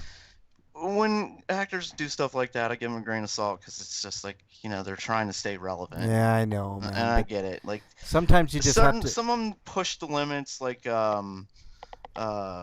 oh, what's that dude's name? He had his own talk show and has a goatee. Canadian guy. Has Don't a know. movie. Tom Green. Tom That Green- guy. Yeah. Thank you, Tom Green. Like he do a lot of stuff to try and stay relevant and Yeah, try and be in people's forward minds and stuff like that. But then he push it way too far at points too. I think I met Tom But I Green. don't think he was a bad guy personally, and Yeah. I would never hold that against him, like the stuff he Yeah. did, because he wasn't doing like horrible things to other people. No, you're right. He just seemed like kind of a jackass, I don't Yeah, know, just- which to me is okay, yeah, I guess. yeah. I I mean, agree with if you. it's as long as you're not like a bigot about it or something. Yeah. I mean, you can be an asshole. I mean, Dennis Leary, he's got the Yeah. asshole. No, song. you're right. You're right. I mean, there's nothing against being a jackass, I unless can you're talk about harassing other like people. Adam Carolla being an asshole. Oh, like, he's a big of the time. highest magnitude. Oh, Yeah. he's one of the biggest jackasses, man. No question, man. And I'm pretty sure he's some kind of bigot. Yeah. Oh, no question, man. Some of the shit he said. Freak5 says, my stinko, the side effects from the second COVID vaccine were so much worse than the first vaccine. How so, Freak5? I'm curious. My dad's about ready to I get think the second. isn't Jimmy Kimmel also kind of like that too? He seems Like, kind of like a yeah. jackass, but at least he's funny about it. I don't know. Well, with Kimmel, like he's apologized for a lot of things. Like Yeah, there's yeah. none of that with Corolla. Like Corolla Oh, doubles man. down on it. When you go after him, he gets pissed off and It's the Howard Stern method. Yeah. Yeah. Yeah. But Howard Stern knows what he is and knows what he's doing. Like he's trying to push the limits. That's what Yeah. he's always done, and he's Yeah. admitted it. Like, Shock he's jock. just Yeah. Yep. Shock jock. like that's the way he is. But with Corolla, it's like he won't listen to anybody else. There is no like arguing with him at anything. No, like, I've never liked Adam Carolla ever. But all right, Eric, I didn't see a stinko for you, so I think it's time to move on to Sweeto. well, I mean, he says Kimmel only apologizes to keep his job. Maybe. What's that? Only apologize. Yeah, that's Kimmel true. Too. only apologizes to keep his job. I mean, maybe, but I mean, at least it's apology. Yeah. I'm saying it's in comparison to him and Corolla. Yep. All right, break your Sweeto of the week. At least seems like he's trying, I should say. Yeah. My Sweeto goes to MTG actually getting kicked off committee because some Republicans are willing to speak up and in the public face say, hey, this is wrong. Yeah. I mean, honestly, she should be out of Congress. Period. But, Right. you know. But the fact that there are some Republicans that are finally like fighting back against the fucking horrible shit that they've made us endure for the last 4 years, and Yeah. and this QAnon bullshit. Finally, some of them are grown a spine. I don't think they should keep their jobs, but find them. They vote her out of committee, which is great Yeah. because No, there's that's good news. At least she doesn't have, I mean, she should not be on our education committee. Oh I mean, no, that was a horrible choice to begin with. What are they thinking? Like honestly, but that's the majority of the Republican Party. That's why I said like the ones that are standing up, and like I said, when the vote was secret, tons of more of them were like, oh yeah, we denounced this. This is horrible, but only 11 of them are willing to say it, like stand up and say, hey, yeah, that's yeah. Freak5 in chat says only side effect with the first was the pain in my arm that lasted 3 days. That happened again. Freak, I'm actually thinking that this isn't a side effect, but this is actually a direct consequence of getting the shot improperly injected. That's a possibility too. Arm pain started 4 hours after the shot. If they don't hit the right spot, you might experience like a disorder that can actually last up to a year. Ooh, that sucks. 12 hours later, I had full body aches. It even hurt when I peed. Headaches. I felt hot. I'm pretty sure that's cold. what happened when I got my flu shot one year. And it usually hurts fucked up my right arm for about a year and a half. Yeah. What were you saying, Break? I've never had a shot make it hurt to pee. Yeah, I know. You might like I said, the arm. Yeah, like a few days. You might try getting tested for like kidney stones or something, Freak5, because that sounds like a symptom of like something of that nature. Maybe a bladder infection. Suddenly wary of this vaccine. I think I'm gonna wait for the Johnson & Johnson one-shot vaccine now. No, I don't know about that. Because like Johnson & Johnson has been known to fuck up some things. I'm getting the first chance I get to vaccine. I'm getting it, man. I'm tired of being fearful. I know, but it hurt to pee. Yeah, I know, man. I think that's just Freak5. I mean, it hurts him to pee all the time. So let's see. Headaches. I felt hot and cold at the same time, and insomnia. I got it Tuesday, Wednesday morning. I had a little bit of vertigo. All this persisted all day Wednesday. Wow. Wyland Sweeto had a doctor's visit today. Everything's good, and I don't have to see him for a year. That is great news, Wyland. I know you were going through some stuff, man. So that's good news, man. Very, very good news. Hopefully your health lasts you all year, and you don't have to see a doctor or go to hospital or anything. And that'd be great, man. None of all the body pain was as bad as the arm pain. Wow, hurt to pee. Yeah. Okay. Let's see. Break. All right, Eric. You're Sweeto if you have one. I don't really have one other than the fact that absolutely nobody at my job had to work on Saturday. Oh, shit. Okay. Because I didn't have to work last Saturday, but other people did. But now no one had to. Okay. All right. My Sweetos go to, oddly enough, President Biden. He announced that they were going to pull out all American troops from Yemen. Oh yeah, I forgot about that. Yes, and also I'm Sweeto too. Yep. Also, Saudi arms sales that for Yemen are going to cease to exist, which should have happened years ago. So I'm glad that the first steps are taken to end that war, because it was a fruitless, worthless war against people that are already in famine and just awfulness. So that's one of my Sweetos. And check this out, Breakman. You're going to love this, Sweeto. Lou Dobbs' show has been canceled. So what? Yep. Seriously? Yep.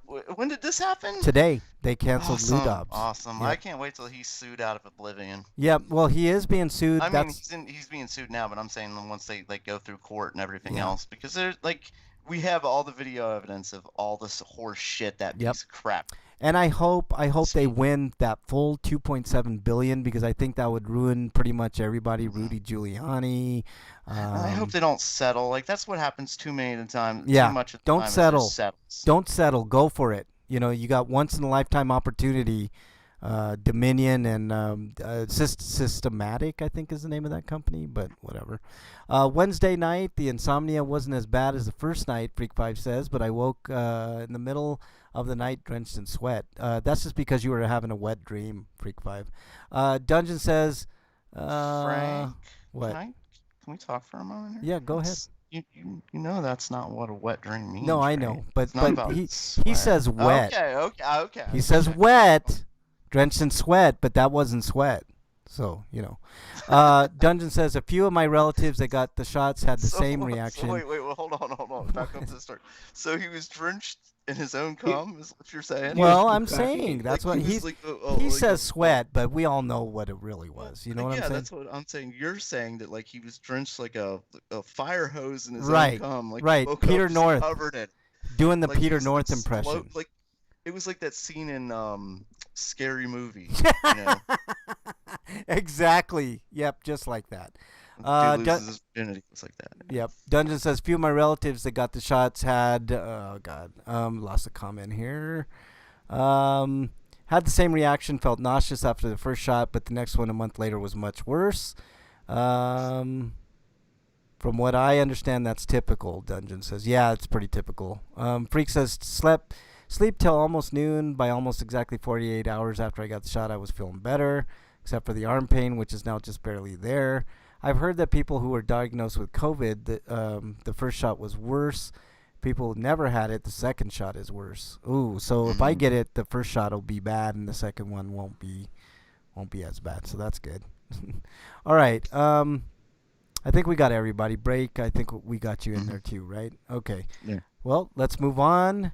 Ooh, this is gonna be good. It's a free-for-all. Little baby. Yeah, it's a free-for-all. Okay, we are going to start a new tournament this week. And Breakman, tell us who won the tournament. Oh, there was a tie in this tournament. We had 4 competitors. There was coming in dead last, my suggestion, which was the Mario game. Yeah. Second was the Black Singer. I think that was way too vague. We should have probably narrowed that down. And the tie was between the best NES game or best SNES game and the best, 80s song? Yep, best 80s song. Well, we went with the best Super Nintendo game of all time. Yep, Eric's choice, we decided that would go on. And so we are going to start that tournament. You guys ready to go through this? Yes. All right, we got 32 matchups, so let's do these in rapid succession. Actually, we got 32 matchups. So I was gonna say 64 teams, should be 34. Yep. 32. Yeah. Yep. What am I? Did I say 34? all right, we'll go in the first bracket first. NHL 94 versus Final Fantasy 6. I'll go first on this one. I actually loved NHL 94 back in the day, but I mean, come on. Final Fantasy 6, easy choice for me. What say you guys? Let's start with Breakman. What the shit? Why did NHL going up against Final Fantasy Juggernaut? Well, dude, it's just the way. I mean, I could have hit. You guys want me to hit the random button? Is FF4 No. on this list at all? Yes. Okay. Yes, it is. Yes, it is. So, I mean, is it a clean sweep, guys? Final Fantasy 6 for me. Same for Break. What about you, Eric? Yeah, 6. And that takes nothing away from NHL 94. It's a fantastic game. Let me quickly go through the chat here. Dungeon says, a friend of someone I know has a husband who survived COVID and went through ICU hell, is afraid of getting the vaccine, but the wife is definitely all bored about it. If I was him, I'd still get it, Dungeon. Freak says, his sweeto, he's vaccinated against COVID. Yeah.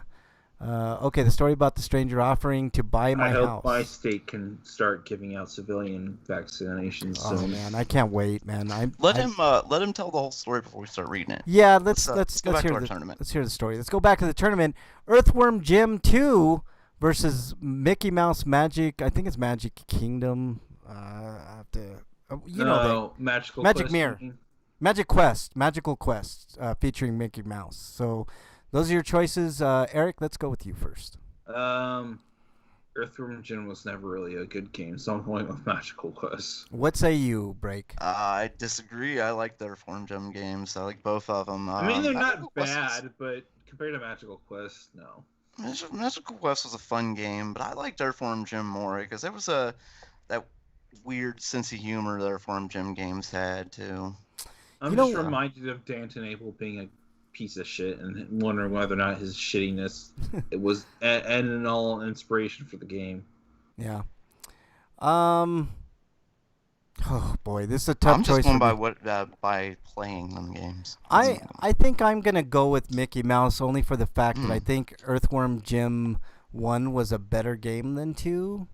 I think you're right about that. Yeah, so if it was Earthworm Jim 1, I would have picked it, but I'm going with Mickey Mouse on this one. That's a great game too. So 2 pretty good games. So, all right, I'll vote for Earthworm Jim 2 so it can be destroyed by Final Fantasy 6. Yeah, well, that's not going to happen, but we all know what's going to happen next round with Mickey Mouse Dungeon. I mean, come on. All right, next matchup, guys. TMNT Turtles in Time versus Contra 3 Alien Wars. This is a hard choice. Hold on, Eric. Breakman, you go first. Oh shit, this is a hard choice. This is really tough, man. God, oh man, I love both of these games. They're great games. Turtles in Time. I could actually beat Turtles in Time though, so I'm voting for Turtles in Time. Great beat 'em up. It's such a fun beat 'em up. But I think Contra 3 is my favorite Contra. Even though it's hard and I can't beat it without a Game Genie. Just the bosses and then the level design, just everything about that Contra was so amazing. Just the hard level sucked. Yeah. All right, Eric, what say you? I'm voting for Turtles in Time because I can actually beat it. I'm gonna go for Contra 3 since I went against Breakman last round on his Earthworm Jim pick. But just for that reason, I'm going because they're both fantastic games. I mean, slight lean towards CMNT, but I'm picking Contra 3 just to make things even with Break and good with Break. So there we go. Dungeon says I love both those games. Contra 3, Terminator, beat 'em up, beauty of TMNT, so tough. Really is. I agree. Man. It was a very hard decision. We got to go on. We got a ton more decisions to make. Yeah, do you want me to read the story now or no? The Freak 5 story? Is he ready with it? I think so. It's like... No, he just added more to it. Okay, we'll wait until it's all done. All right, okay. Secret of Mana versus Killer Instinct. I'm going to go first on this one. I liked Secret of Mana, but I think it's slightly overrated. I'm going to go I feel like the SNES version of Killer Instinct is just okay. I mean, it's kind of punching weight. It's trying to do Killer Instinct, and it does an admirable job, but it's still an inferior version of the game. Yeah, I agree, but I'm still picking Killer Instinct. I think it, like what Wyland says, he says KI shouldn't have existed on the S and the NES. The fact that it does is amazing, all things considered.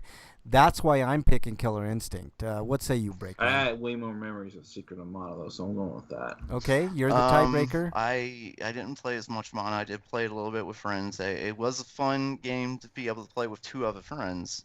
I mean, which was very unique. There were no other 3-player games I can think of, actually. Other than Bomberman, which is actually technically a 5-player game. Well, but I'm saying, yeah, like no, like specifically 3-player games. Like this is the only one I can think of.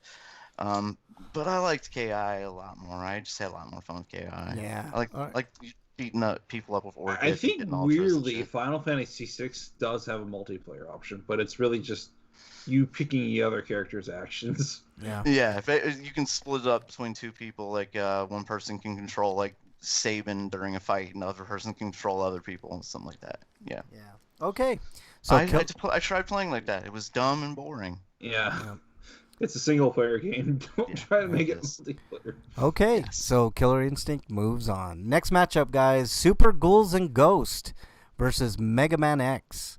Eric, let's go with you first. Mega Man X, because I'm a big Mega Man fan, and I can actually beat that game. Okay, I'm going with It doesn't make you do a second loop like all the other Cops games. Yeah. Wyland says available for your home in 1995 and only on Nintendo Ultra 64. That's funny. Yeah. I am gonna go with Super Ghouls and Ghosts. I know it's super hard, but I really like that game. I wasn't as huge a Mega Man fan as you guys, but I understand why Mega Man is important, and I do like some of the games as much as I can play of them, because those are, I don't know what's harder, Mega Man games or Super Ghouls and Ghost and Goblin stuff like that. But so it's up to you, Break. Who moves on? Oh, this one's the easy one for me. I played just last year. I played all the MMX games again, and Mm-hmm. I gotta say the original is my favorite of all the Mega Man X games. Okay, so Mega Man X moves on. Yeah. Next matchup, Kirby's Dream Course versus MK3, Mortal Kombat 3. I'm going to go first on this one. Kirby's Dream Course was a good game. I think It it's is so much fun. I Yeah. don't like this It's so decision. frustrating though. Yeah. It is unique and it is so much fun to play with other people. It can be frustrating, but just this is a hard choice, I think. It's Wyland harder says than- Kirby, but man, MK. Yeah, the SNES version of MK3 kind of sucks though. I had fun with it. It had the one button cheat code that I love, like one button fatalities. That was pretty awesome. Like, oh, one Yeah. button. Oh, there we Well, go. just That's easy. Mainly because it's not Ultimate Mortal Kombat 3 though. So Okay, so you're picking Kirby, Eric. Mhm. What are you picking, Break? You know what? As much as I love the Mortal Kombat series, I don't think that was the best the one. Like, I'm gonna go with Kirby. Okay. Let's make it an even three. An even three. Kirby's Dream Course moves on. I do like MK3. I think it's an I do too. underrated game, But actually. like Eric said, it's not Ultimate either. Like the Yeah, Ultimate version. that's true. That's the That one is I was true. thinking of. That's the one that has like the cheat for one button fatalities. Yeah. Oh, I clicked off of the tourney here. That was weird. Oh, I thought you like stopped recording it. Like, nope, you're done. No. Give me a second, guys, so I can get back. Oh, here we go. Why did it do that? That was weird. Okay. Next matchup. Oh, this is a good one, guys. UN Squadron versus Super Star Wars Return of the Jedi. I think I'll start with Break because I know you're a big Star Wars fan. What was the first one? UN Squadron, the Gradius / I don't know, like R-type game. It's shmup. Okay, I was trying to think of what that game was. You know what? I don't think I ever played that game. Ooh, you missed out. UN Squadron is a game that actually is a manga / anime license based Yeah. off a show or manga called show and manga called Area 66, but they renamed it UN Squadron when they brought it over for whatever reason. Okay. But it is so the game has you fighting like ridiculously sized jet fighters and shit. Yeah, it's a fun game for sure. Just because I've never played the UN Squadron, I'm gonna go with Return of the Jedi, even though I think the Star Wars games were, I've wanted to like them because it's Star Wars. They're cheap They as were- fuck though. Yeah. Yeah, they were not good games at all. I think Return of the Jedi was the best of the bunch. I'm going with though. UN Squadron. Of the Star Wars and the Super Nintendo, yeah, Return of the Jedi was the best one, but they were all shit. Yeah, I agree. Therefore, I'm going with UN Squadron as well. I think it's a better game overall. All right. Next matchup is an interesting one, guys. Alien 3 for the SNES versus Super Mario 2, Yoshi's Island. Eric, I'll start with you. I heard that Alien 3 was not so good a game on either platform it launched on, or any platform, because I think there was an NES and Game Boy version of it too. Actually, it's underrated on the SNES, man. But But I'd rather go with Super Mario 2 Yoshi's Island. And yeah, baby Mario whining when you get hit and is annoying, but it's still a much better game in my opinion. I think Alien 3 is a good game.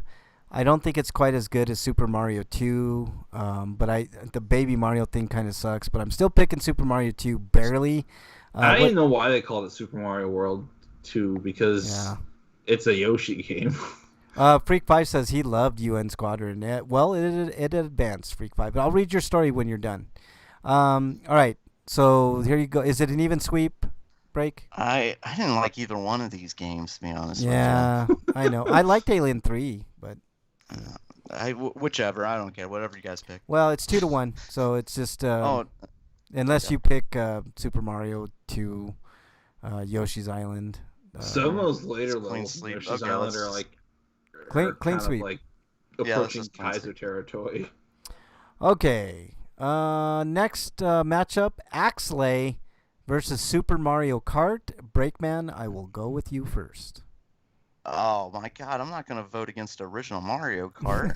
I hate kinda the original asshole would Super do Mario Kart. That's because you're wrong. I'm picking Mario Kart. I liked Axley. Axley is a fine game, Yeah. but the original Mario Kart is just Super Mario Kart is just I don't know. badass. I think the thing I hate the most with the original Super Mario Kart is that the character models are so ugly. Yeah, Okay. I mean the series definitely gets better. Like this is probably the weakest one in the series, but it was still the first one. It was still so much fun back in the day. Like we wouldn't have had like the Mario Kart 64 double dash. I'm a none of that. shmup fan, so I'm going with Axley, even though I know I've been overruled anyway. No, I know, and Axley's a fine shmup, Eric, for sure. Like I, Kart 64 is trash. Blah. it's. I mean, it's okay. It's I not like great. the soundtrack to 64. Yeah. Okay, next matchup is a couple of RPG titans. Breath of Fire 2 versus Super Mario RPG. Let's go with Eric first. I mean, I like Breath of Fire 2, but it's a so-so RPG, and the translation for the SNES version we got was atrocious. Yeah. It's a yeah. Super Mario RPG. Wyland agrees with you. What say you, Break? I didn't get to play that until I got to play it on the Super NES Mini, and yeah, I think it's a better RPG on round two because Breath of Fire and Breath of Fire 2, especially those two suffer from the "what do I do next" syndrome more than most any other RPG I've ever played. Breath of Fire 3, 4, and 5 are all better games. Yeah. Okay. All right, so it's a clean sweep. Super Mario RPG moves on. Next matchup, Harvest Moon versus Super Punch-Out. I'm going to go first on this. I think Super Punch-Out is an underrated gem of a game. I'm going with that, even though Harvest Moon's a good game. So, Dungeon says SMRPG is so good. It really is, Dungeon. I'm picking Super Punch-Out. What say you, Break? I gotta agree with you. I've never played the Harvest Moon game. And you, Eric? Super Punch-Out. Okay. All right, next matchup. Ooh, this is a good one. Gradius 3 versus F-Zero. We'll start with you, Eric.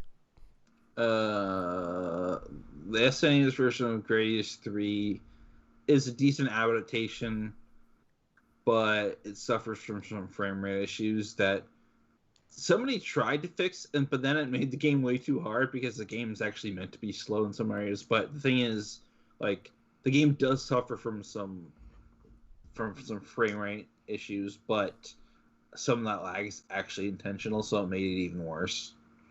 Yeah. Okay. But I'd still prefer a shmup like Gradius 3 over F-Zero because F-Zero is so fucking hard. Yeah. Okay. I'd rather play F-Zero X. It's a much better F-Zero game. Okay. Break. Your choice. Gradius 3 or F-Zero? F-Zero, I didn't ding Mario Kart for the Mode 7 racing graphics type thing. I'm not a fan of that. But with Mario Kart, at least you had shells and shit you could shoot at people, which I always thought was fun. Mm-hmm. F-Zero doesn't have that, so Gradius. I'm also going with Gradius 3. Doesn't like blowing up I don't know if it's because Nintendo doesn't love F-Zero, because that's why they let Sega do F-Zero GX. But I think it's because Nintendo doesn't know how to do F-Zero. Yeah. Okay, I'm picking Gradius 3, so Gradius 3 moves on. I do like F-Zero, though, even though it's really, really hard. Okay, here's the story from Freak 5. I got a postcard with a picture of my house in it. They claim to have found the picture on Google. They didn't drive past my house and take the picture. They asked if I wanted to sell my house for cash. I Googled my address. I didn't find a single picture of my house. I did see that picture on a realtor site, and it looked like a Google Maps picture. I mentioned the postcard on Facebook and was tempted to just call and see how much they would lowball me, and friends wondered why they wanted my house. I had some speculation, and looking at the realtor site says the house has increased by 48% the past 8 years, which will increase another 3% this year. I don't know if they're Nice. I don't know if they're taking into account that the state raised our sales tax by saying they would lower property tax, but then they reassessed everyone's houses. So at the new tax rate, we paid more than we did before. A friend suggested looking up what the city's thinking about doing in my neighborhood. I found a document online on a government website talking about potentially developing my neighborhood. Part of it is because we are near the state capitol and a few other government buildings, both state and federal. Adding facilities the government employees could use, and they would revitalize the west side of the Capitol already, and I'm on the west. One suggestion was to extend the park just to the north and west of my house, south, which would take out an apartment complex of at least 4 buildings. Not done yet. Let's see. We have been getting mail for a few years offering to buy our house, and this document was first created in 2010, last reviewed 2019. So it might be speculation on the price of my property increasing, so they're trying to buy it now cheap. But fuck them. I have no interest in selling, especially because I don't want to move during a pandemic in the middle of winter, so if I sold, the power would be in my corner. But hell no, I will wait until some big developer or the city comes to offer me way more than it's worth. But if they take too long, I will behave like the old man in Up. Yeah, exactly. I never watched Up. I need to fix that. I mean, he looks like the black version of the guy in Up, so there you go. So I missed the ending of Up. I saw everything of Up except the That's a ending, good but movie, man. I don't want to go watch it again because the beginning of that movie is It's really sad. Yeah, it's sad, it is man. really sad. It's hard to do that. So It's such a I good also movie, I also though. need to watch Soul because apparently it's decent despite Disney not wanting to make a black character movie where the black character gets to be a black character because he's a blob for the most part. Yeah. Okay, guys, let's run through these matchups fairly quickly here. Demon's Crest versus ActRaiser. I'm going to go first. I'm going to pick Demon's Crest. I think it's a really unique game. I did like ActRaiser, although ActRaiser was This is a hard choice. Really hard. But I'm going to go with Demon's Crest because it's a better paced game because it sticks to a single format more or less. Yeah. What about you, Break? I felt like the sim parts could be a little bit too grindy at parts. Yeah. Like the actor, I loved ActRaiser. If 2 had just done the same as the first one and just improved on it, like 2 could have been such a fantastic game. Instead, they got rid of the sim part. Mm-hmm. Oh, and they made the level design like really hard because of the extra complex control scheme. Yeah. Okay. Next matchup. Then you have to learn how to glide, and controlling your gliding is hard. Yep.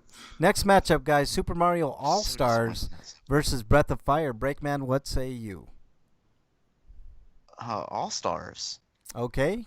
Eric? Mario All Star, like the updated versions of some of the NES's best games, especially the updated version of Super Mario Also, Bros. It's the first Breath of Fire, so no.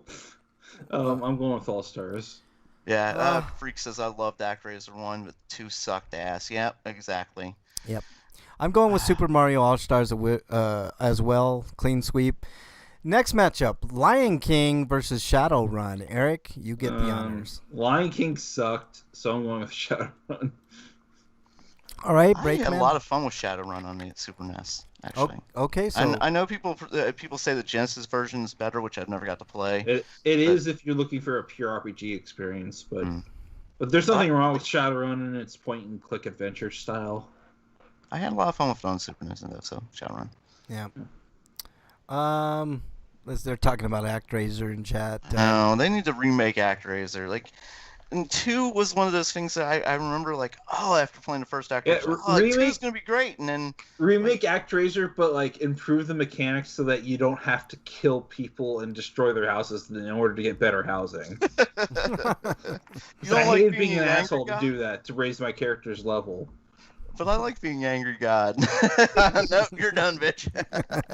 But I worshipped you so good today. You didn't worship hard enough, motherfucker.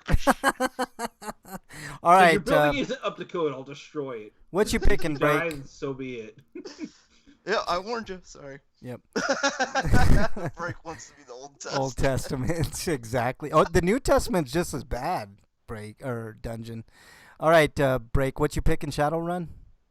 Yeah, Shadowrun. All right, I'm gonna be contrarian. I picked Lion King, even though it doesn't matter. Lion King was a game that I played quite a bit. I had a lot of fun time, except for that one fucking level. I can't remember what it was, but you're jumping around with all these fucking monkeys, and oh man, it sucked. I think the only thing that's more of a disappointment than ActRaiser 2 is Soul Seraph, which I reviewed a while back. Yep. They also need to remake Evo. Freak 5 says Evo was fucking fantastic. stick Yes, around. I love Evo. You guys might see that in this next bracket Oh my here. god, I can't remember how many times I played through that game because it was just so much fun evolving your character, you know? Let's go eat something else and become something else, you know? It was... All right, break. Right, Dungeon keep doing. Dungeon agrees with you guys. Shadowrun moves on. All right, last matchup in this half of the bracket: Kirby's Dream Land 3 versus Chrono Trigger. I'm gonna go first on this. I think Chrono Trigger is a I think it's better gonna be a clean sweep. better game. Eric, what say you? I think just to spite you guys, I'll vote for Kirby's Dream Land 3. Oh, okay, You Breakman. son of an evil, twisted bastard. I'm not voting for Kirby Dream. Ugh, no. Well, I no. want to vote for Kirby something in this list, and I don't know if a Superstar's on here. We Well, we'll already see. voted for Kirby's Dream Course, remember? Yeah. Yeah. I didn't. Well, Oh, wait. I only begrudgingly voted for it because the other thing that was in there. okay. All right, let's move on to the next bracket. Fatal Fury 2 versus Legend of Zelda: Link to the Past. I mean, this is an easy one for me. Fatal Fury 2 was a great game in its own Yeah, right, I but think it's an underrated fighting game. it is, but I mean, come on, Legend of Zelda: Link to the Past. I mean, easy choice for me. What say you, Break? I agree. You, Eric? It's not So fair. what was the choice again? I don't. Fatal actually- Fury 2 versus Legend of Zelda: Link to the Past. As good as a conversion as that was, I'd rather play Fatal Fury Special. So Okay. it's Legend of Zelda: Link to the Past. Okay, Legend of Zelda moves on. Next matchup, NBA Jam versus Tetris and Dr. Mario. Eric, I'll go with you first. Tetris and Dr. Mario. All right, this is an easy one for me. I'm not a big sports fan. You don't. Like, You don't. Even though NBA Jam was more arcade based. Yeah, you don't have to be a sports fan to love NBA Jam. I know think the way I played NBA Jam, they would not have allowed that in the NBA. NBA Jam is Somebody one. gets up the line, I shove him. Yeah. Shove him. But shove him, Tetris is a shove him. timeless classic. Tetris is a classic, as is Dr. Yeah, Mario, but these there's are just ports of the originals, right? yeah. Somewhat. Yeah. They updated like the animation and graphics for Dr. Mario, but Yeah. it's still the same And game. the frame rate of Dr. Mario has been improved from the horrible Yeah. frame rate of the NES version. In chat, Dungeon says Chrono Trigger because if Shadowrun has to fall, it can't ask for a better executioner than Chrono. I tend to agree with you, But Dungeon, but we'll MAG see. was going to win, so I don't care. We'll see. Maybe Shadowrun will pull off the upset. So I know where I'm leaning, and it might surprise you, Dungeon. You have to stick to next week to find out. Okay, The only NBA. thing that sucked with NBA Jam is Jordan wouldn't sign up for it. I know, man. There is a version of NBA Jam Arcade with Jordan in it. I don't know if Yeah. you knew that. I knew that. But I never got to play it, I'm though. going with NBA Jam, man. That Yeah. I don't think I've had much more fun playing a game than NBA Jam, man. That's I mean, boom shakalaka. Like, boom that was shakalaka my indeed. favorite two-player games. Yeah, I think. it's a I don't great know, game. Link Between Worlds is a much better game than Link to the Past, in my opinion. Well, then we'll my, see if my it. favorite is actually Link's Awakening. Freak says Link to the Past is the best Zelda game. I tend to disagree with you, Freak 5, although it is fantastic. All right, next matchup we got for you guys is Sim City versus Donkey Kong Country. Breakman, you go first. Ooh, SimCity had some really cool things for being a Super Nintendo game. You Yeah. need to play it with a mouse for one thing, which was different. Yep. But they added like Bowser could destroy your city, which was really cool. But it still didn't compare to the PC version. I of SimCity. played SimCity on the SNES with my controller. I think you could use the mouse though. Yeah, that's you how I could. played it was a mouse. But like the PC version of SimCity was still such a superior game. But Donkey Kong Country was really it wasn't very different as far as like gameplay when it came out, but it was a new graphic style and What are you saying, Eric? Could you use the mouse on the SNES version? Because I'm pretty Yes. sure it was a launch title, and the mouse came out later. No, you can use it. Mario Paint. You can use it. I remember using that mouse. Maybe they did. Either they did a revision, or they just tweaked, or they baked it into the mouse itself, which just let it be able to be used. Maybe I'm wrong, but that's what I thought and I remember. Because I know I played it with a couple games. I played it with Mario Paint for sure. Okay, what you picking, Break? We gotta step it up here. What was the question again? No, I'm just kidding. I'm going with Donkey Kong Country. You, Eric? Donkey Kong Country. All right, clean sweep. Donkey Kong Country moves on. Next one is a toughie, man. Yoshi's Cookie versus Earthbound. I'll go first on this. Earthbound is a great game, man. I'm picking Earthbound. I don't know about you guys. Eric, what do you say? Earthbound. You, Break? I wasn't a big fan of Yoshi's Cookie, but Earthbound's a great game. Yeah, Earthbound is a great game. Yeah, out of all the weird Nintendo Mario themed puzzle games, I think Yoshi's a better game than Yoshi's Cookie. Okay, let's move on. Yoshi's Cookie was not one of my. I wasn't a big fan of it. But in Earthbound, like it had one of the features that the first time I'd seen the feature where if you became strong, like the enemies would avoid you and stuff. Yeah. I love that. I'd never seen anything like that before. Like here he comes again. They're like, oh shit. Yep. You know what games implement that really well is like Bloodborne, man. Like you get powerful enough, like the enemies will kind of shy away from you, and it looks cool, man. Looks really cool. All right, next matchup: Super Bomberman versus Final Fantasy IV. Breakman, you go first. Oh shit. Oh, Final Fantasy IV is probably the most classic of tales as far as a like straightforward Final Fantasy tale, because like after that stuff starts getting really, really crazy and shit, Yeah. And 4 was fun, but okay, it wasn't. I'm looking at the compatibility list for the SNES mouse, and SimCity is not on here. SimAnt is, however.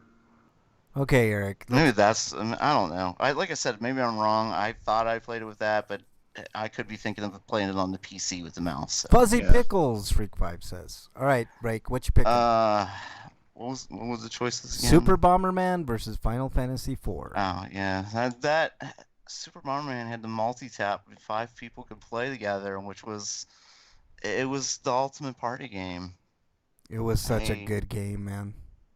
I know, like the Saturn Bomberman, I had that, and that's better. But I mean, at the time, there wasn't a better multiplayer game than Bomberman, I think. Did anybody play Super Bomberman 2 multiplayer? Eric, I don't know, but we're up against it here, so I'm gonna ask. Bomberman, Super Bomberman. Okay, you, Eric? Final Fantasy 4. I'd rather play that. This is a hard choice, so I'm the one that picks who moves on. I agree with you, Breakman, but it's in my better nature not to pick against Final Fantasy IV, man. It's a good game. Freak5 says Final Fantasy IV is the best Final Fantasy game. I would have a tough time choosing between Link to the Past and Final. Yeah, it's a lot of people's favorites too, because of the story, especially. Yeah, like I like more... 6 is my favorite of all time. You can get in a whale spaceship. Yeah. I like 6 the best out of all the Final Fantasies, but I agree. Final Fantasy IV is a fantastic game, but takes nothing away from Super Bomberman. You are correct, Break. That's a great multiplayer game. All right, next matchup: Lufia 2 versus Wario's Woods. I believe it's called Rise of the Sinestrals. Lufia 2 versus Wario Woods. What say you, Eric? Definitely Lufia 2. Okay, you, Break. I never played Lufia 2. I didn't like the first one though. Okay. I was not a fan of the first Lufia. Sorry. I know, like underrated. RPG, yeah. Whatever. I didn't like it that much. It's an okay game, but Lufia 2 is such a vast improvement over it that it's kind of dog shit in comparison. I've heard that, but I never played it at the time because I played the first one, and I'm like, I'm not gonna play a sequel to this piece of shit. Fuck that. So I guess it's not even a sequel. It's a prequel. All I'm three. picking. I mean, Yeah. it doesn't matter what I pick because I have a feeling what's going to win next round. But I also am going to pick Lufia too. It's a vast improvement over the first game for sure. And I also agree with you, Break. The first game sucked ass. But I did not like Wario's Wood. So. I think the thing that sucked the most about the original Lufia is just the music. It was awful. Okay, next matchup we got for you guys. Ooh, this is a good matchup. Metal Warriors versus Lost Vikings. Eric, you first. Lost Vikings, because some goofy shenanigans you could do in that game. Okay, Breakman. I'm trying to think of if I think the second one was better, Lost Vikings, wasn't it?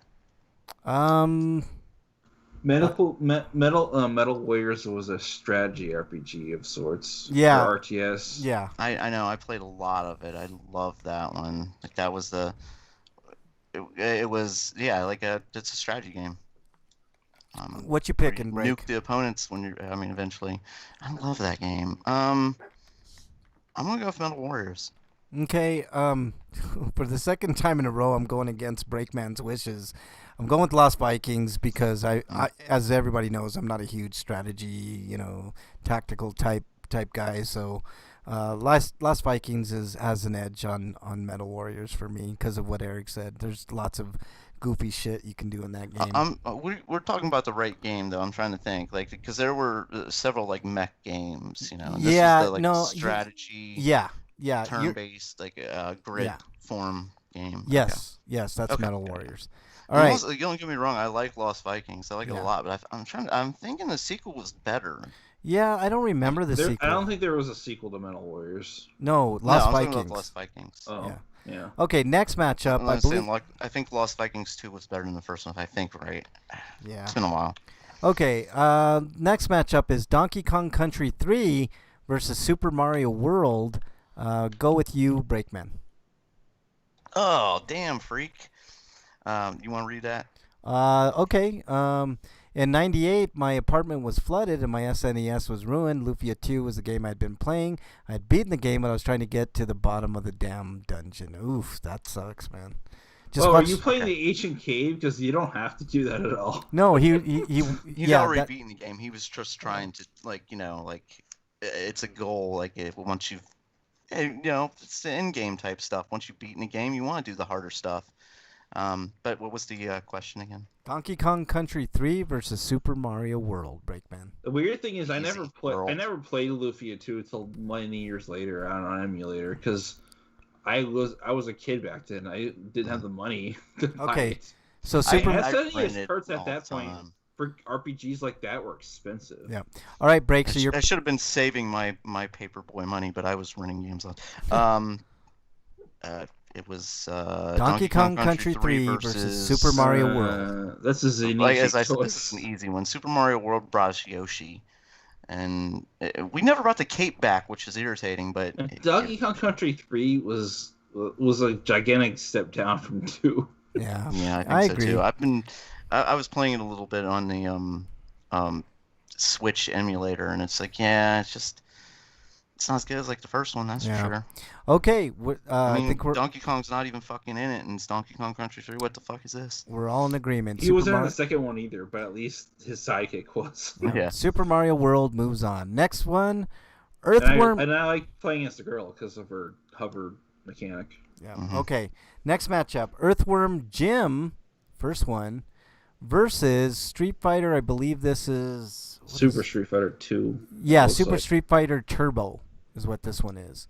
No, 2. It's not Turbo because. Well, that's what it said on my list.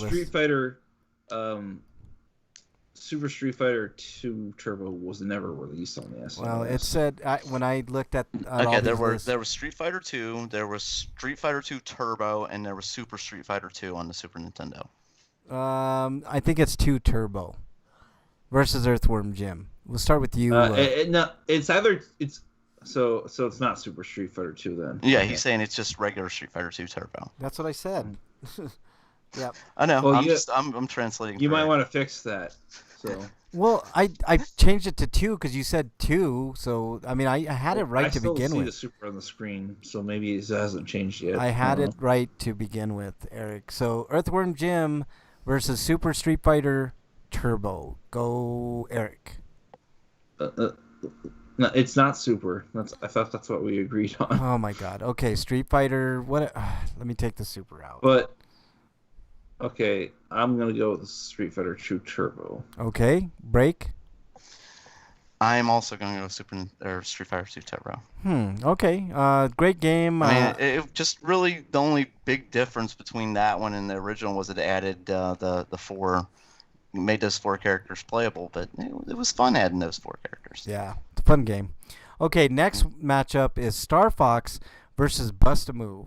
I'm gonna go first here, and this is my first. Like, I was looking through all these matchups, and this is like the first upset that I would personally do. I would pick Bust a Move over Star Fox. Yes, what say you? I would too, because What say the you, frame Break? rate in Star Fox was so bad. If you want to play Star Fox, play 64. All right, Breakman, is it a clean There sweep? are games. I talk about this all the time on like the PlayStation. How a lot of those games don't hold up because of like bad frame rates and bad load times, which isn't a problem on the Super Nintendo, but just bad graphics in general. Oh, Star Fox is fucking ugly, and I tried playing it on the Mini when I got it, and it's just like, Yeah. I remember how much I love this game. It is a fucking turd. Yeah, it is. 64 is a much better game. Yeah, and Johnny Blueface says I played Star Fox stuff. Yeah, so did I. Like that was one of those games. Like I beat it without a Game Genie. It was like, yes, like I'm fucking epic and love this game, and he still plays it. But I went back and played it on. I the mean, Mini, I'll and I'm still just, I play can't it, do but like Yeah. if I have a choice here, so I'd rather not play it. Yeah.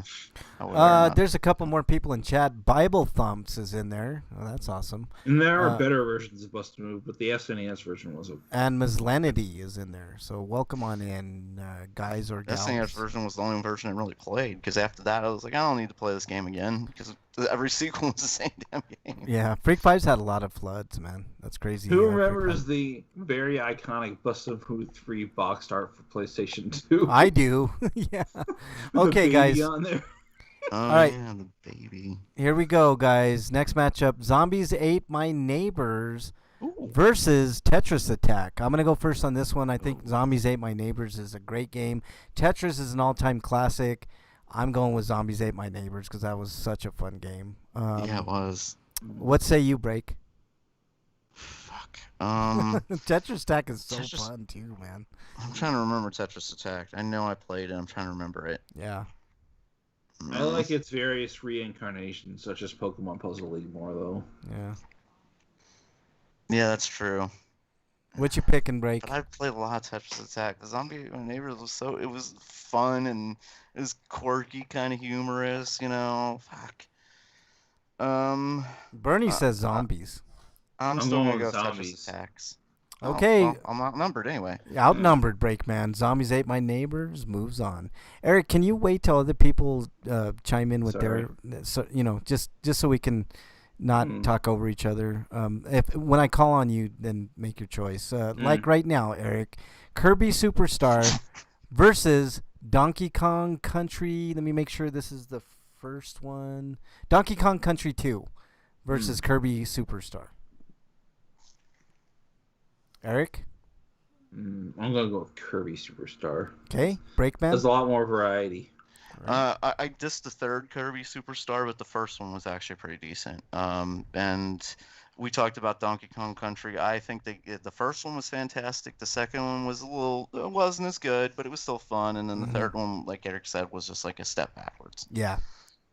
So what you picking, Kirby? Yeah, Kirby. All right, clean sweep, Kirby Superstar. I didn't care for 2 and 3 of Donkey Kong Country. I think 1 is the only one really worth playing. So. Well, I like 2. It's just it's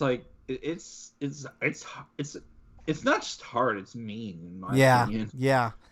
That's good point. Good point for sure. All right. It's like Europeans are masochists or they're sadists because the developers are sadists and the gamers are masochists.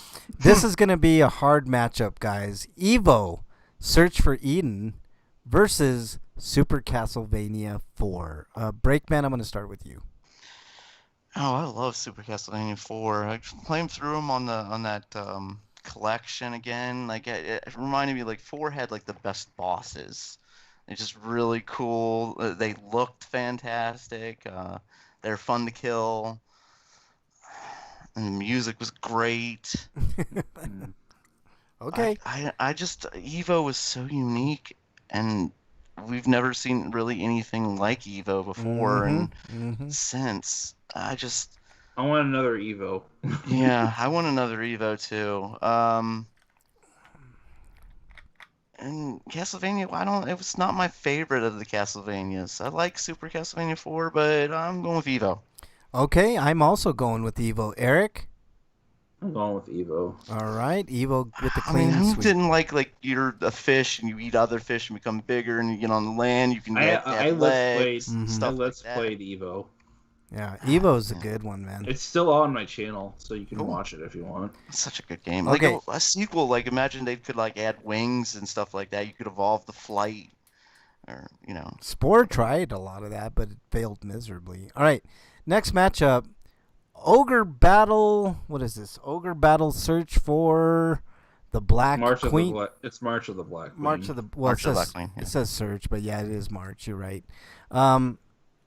Versus Mario Paint. I'm gonna go first. I think Mario Paint is a kind of a game-changing type of. It's not really a game, It's software. It's not game. right? it But has mini games in it you can play. Right. Like, there was a fly swatter game I remember in it. yeah, But right. So I what? remember all my fun with Mario. I'm sorry, you were talking. Frank, What go you ahead. paint? What you picking? Breakman. My fun with Mario Paint was like making naked ladies. as I'm best you going with could. Ogre Battle. Yeah, Ogre I Battle? gotta go with Ogre Battle too. I love Ogre Battle. Okay. I would It's a pick. game I still have yet to actually play through to completion, but I've I'll never do beat it. it either. I'll do it one day.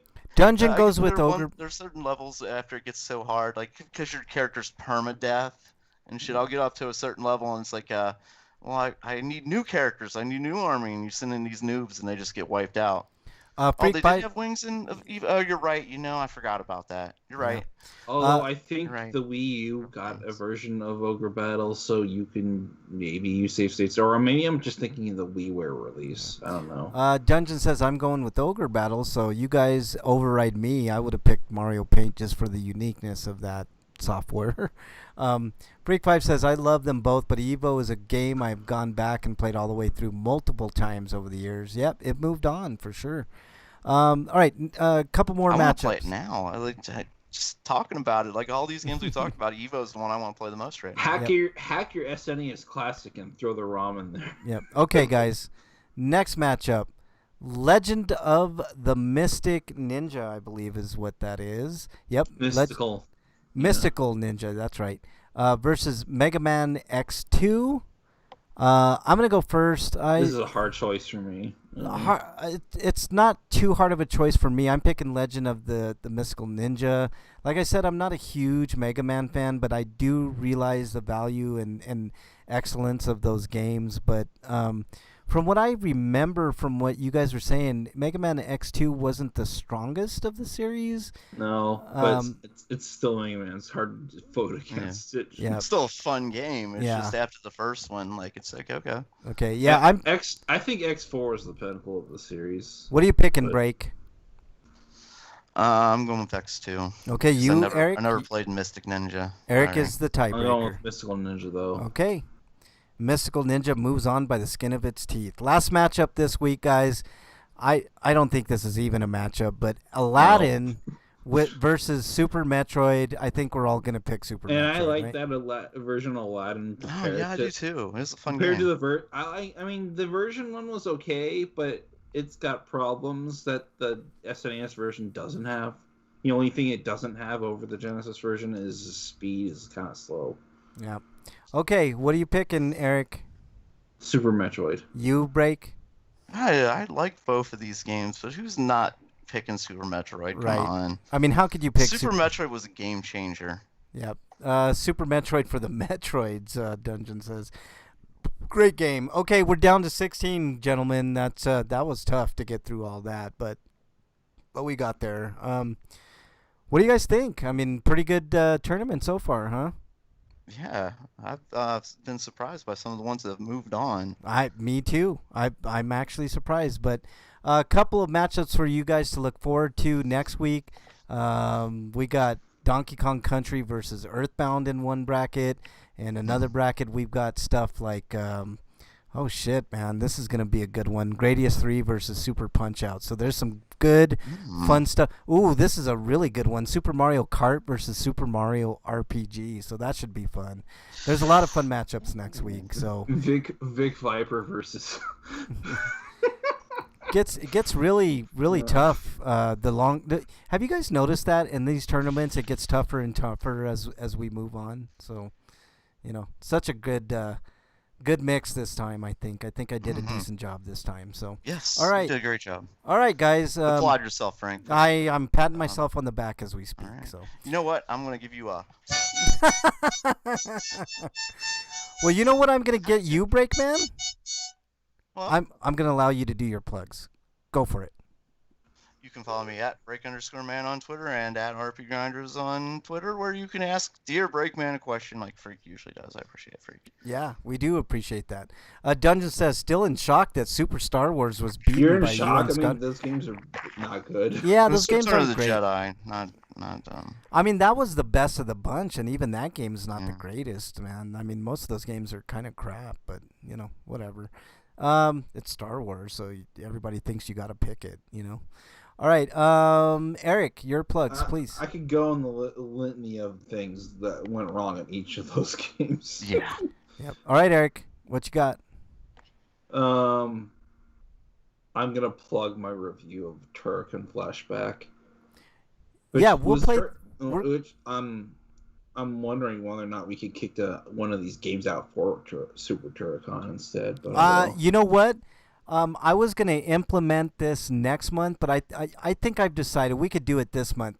When we get to a champion, right? When we decide what the greatest game of all time is, this is exclusive for people that are listening to this show, obviously.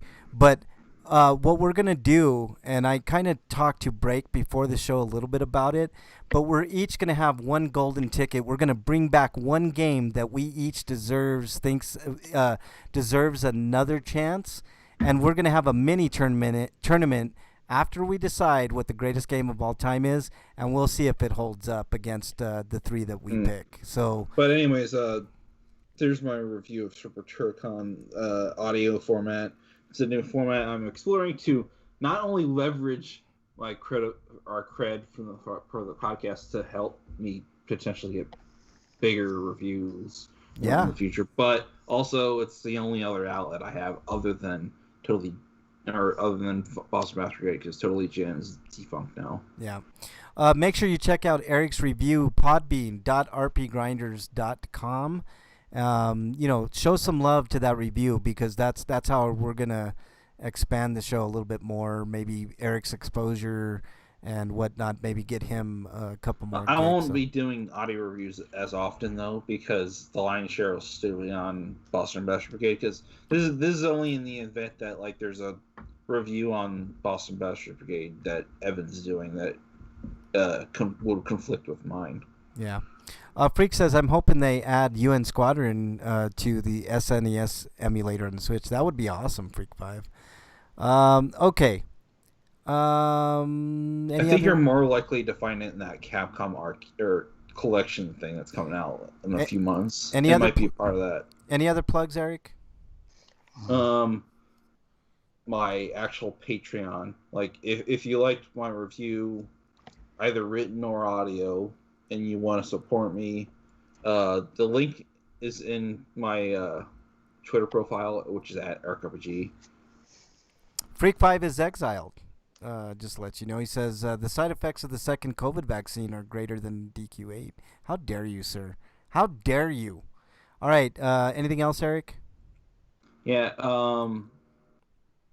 If you want to play a weird NES adventure game, you can play Nightshade on the NES Switch Online service. I love that game.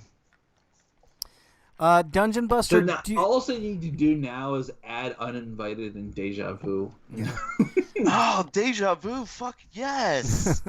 And Shadowgate would be another one like Deja Vu. Dungeon. Yes, deja vu. Don't feed the trolls, Dungeon. Don't feed the trolls, you son of a Don't bitch. talk to the skeleton lady Oh, and uninvited Jesus. unless you want to die. Yeah, Shadowgate. Ooh, Shadowgate, Dungeon says. First shot was better than the second. How dare Hell, you? give me Equinox and Solstice too while we're at it. Yeah. Okay. You can follow me on Twitter at Frank Branches. You can follow me on all of the systems, RP Grinders, PS5. I don't have a Series X just yet, but I still have my old Xbox, but I hardly ever get on it. But I'll add you anyways if I do get on there.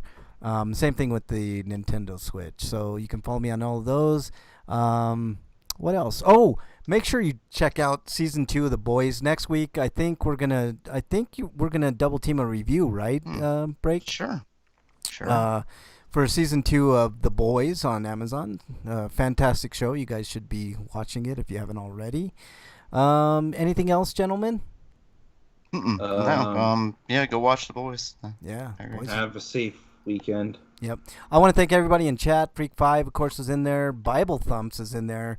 Commander Root, Bernie was in there. Our good friend Wyland, Ms. Lenity, and our good friend Dungeon was in there as well. Thank you all so much for joining.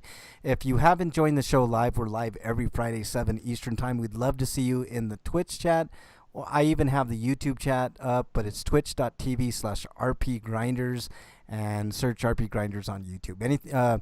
Stay safe this weekend. We want to see you back here next week. Until then, we are out.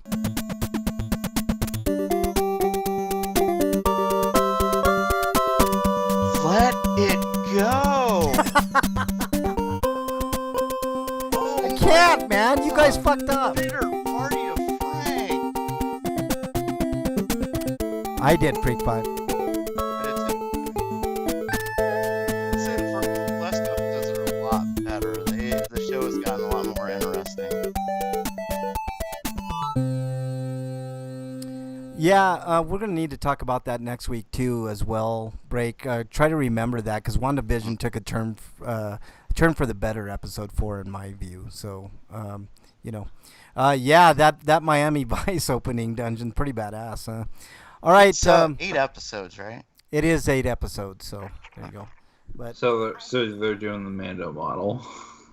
okay. I think they've learned that's a winning model as opposed to doing like the 13 episodes that like Netflix was doing. Yeah. Because as much as a lot of people enjoyed them, there were still like meandering kind of middle episodes and stuff. Are they like only 30 minutes long, or are they like 45 minutes each? Like 30. And Depends. today's episode was only like 35 minutes, I think. It looked longer, but then the end credits were like 10 minutes long. It's like, holy shit. It was such a great effing episode, Freak5 says, especially when I realized exactly who Monica was. Yeah, man. You like that Miami Vice 8-bitter dungeon? I think it's kind of cool. And yet, yes, I'm bitter because these sons of bitches, man. So that's what you get, man. You get a little bit of a different intro. I actually, Break, if you can believe it. It's like you're seriously asking me what my podcast is. Break, when I get tired of this intro, I got another one that is going to blow everybody's mind, especially yours, Break. It's going to be awesome. I think everybody will enjoy the next one for sure, but I have to unveil it at the right time. All right. Everybody in chat, thank you guys so much. Everybody listening on the pre and post game show stuff, thank you all so much. Really appreciate it, but we're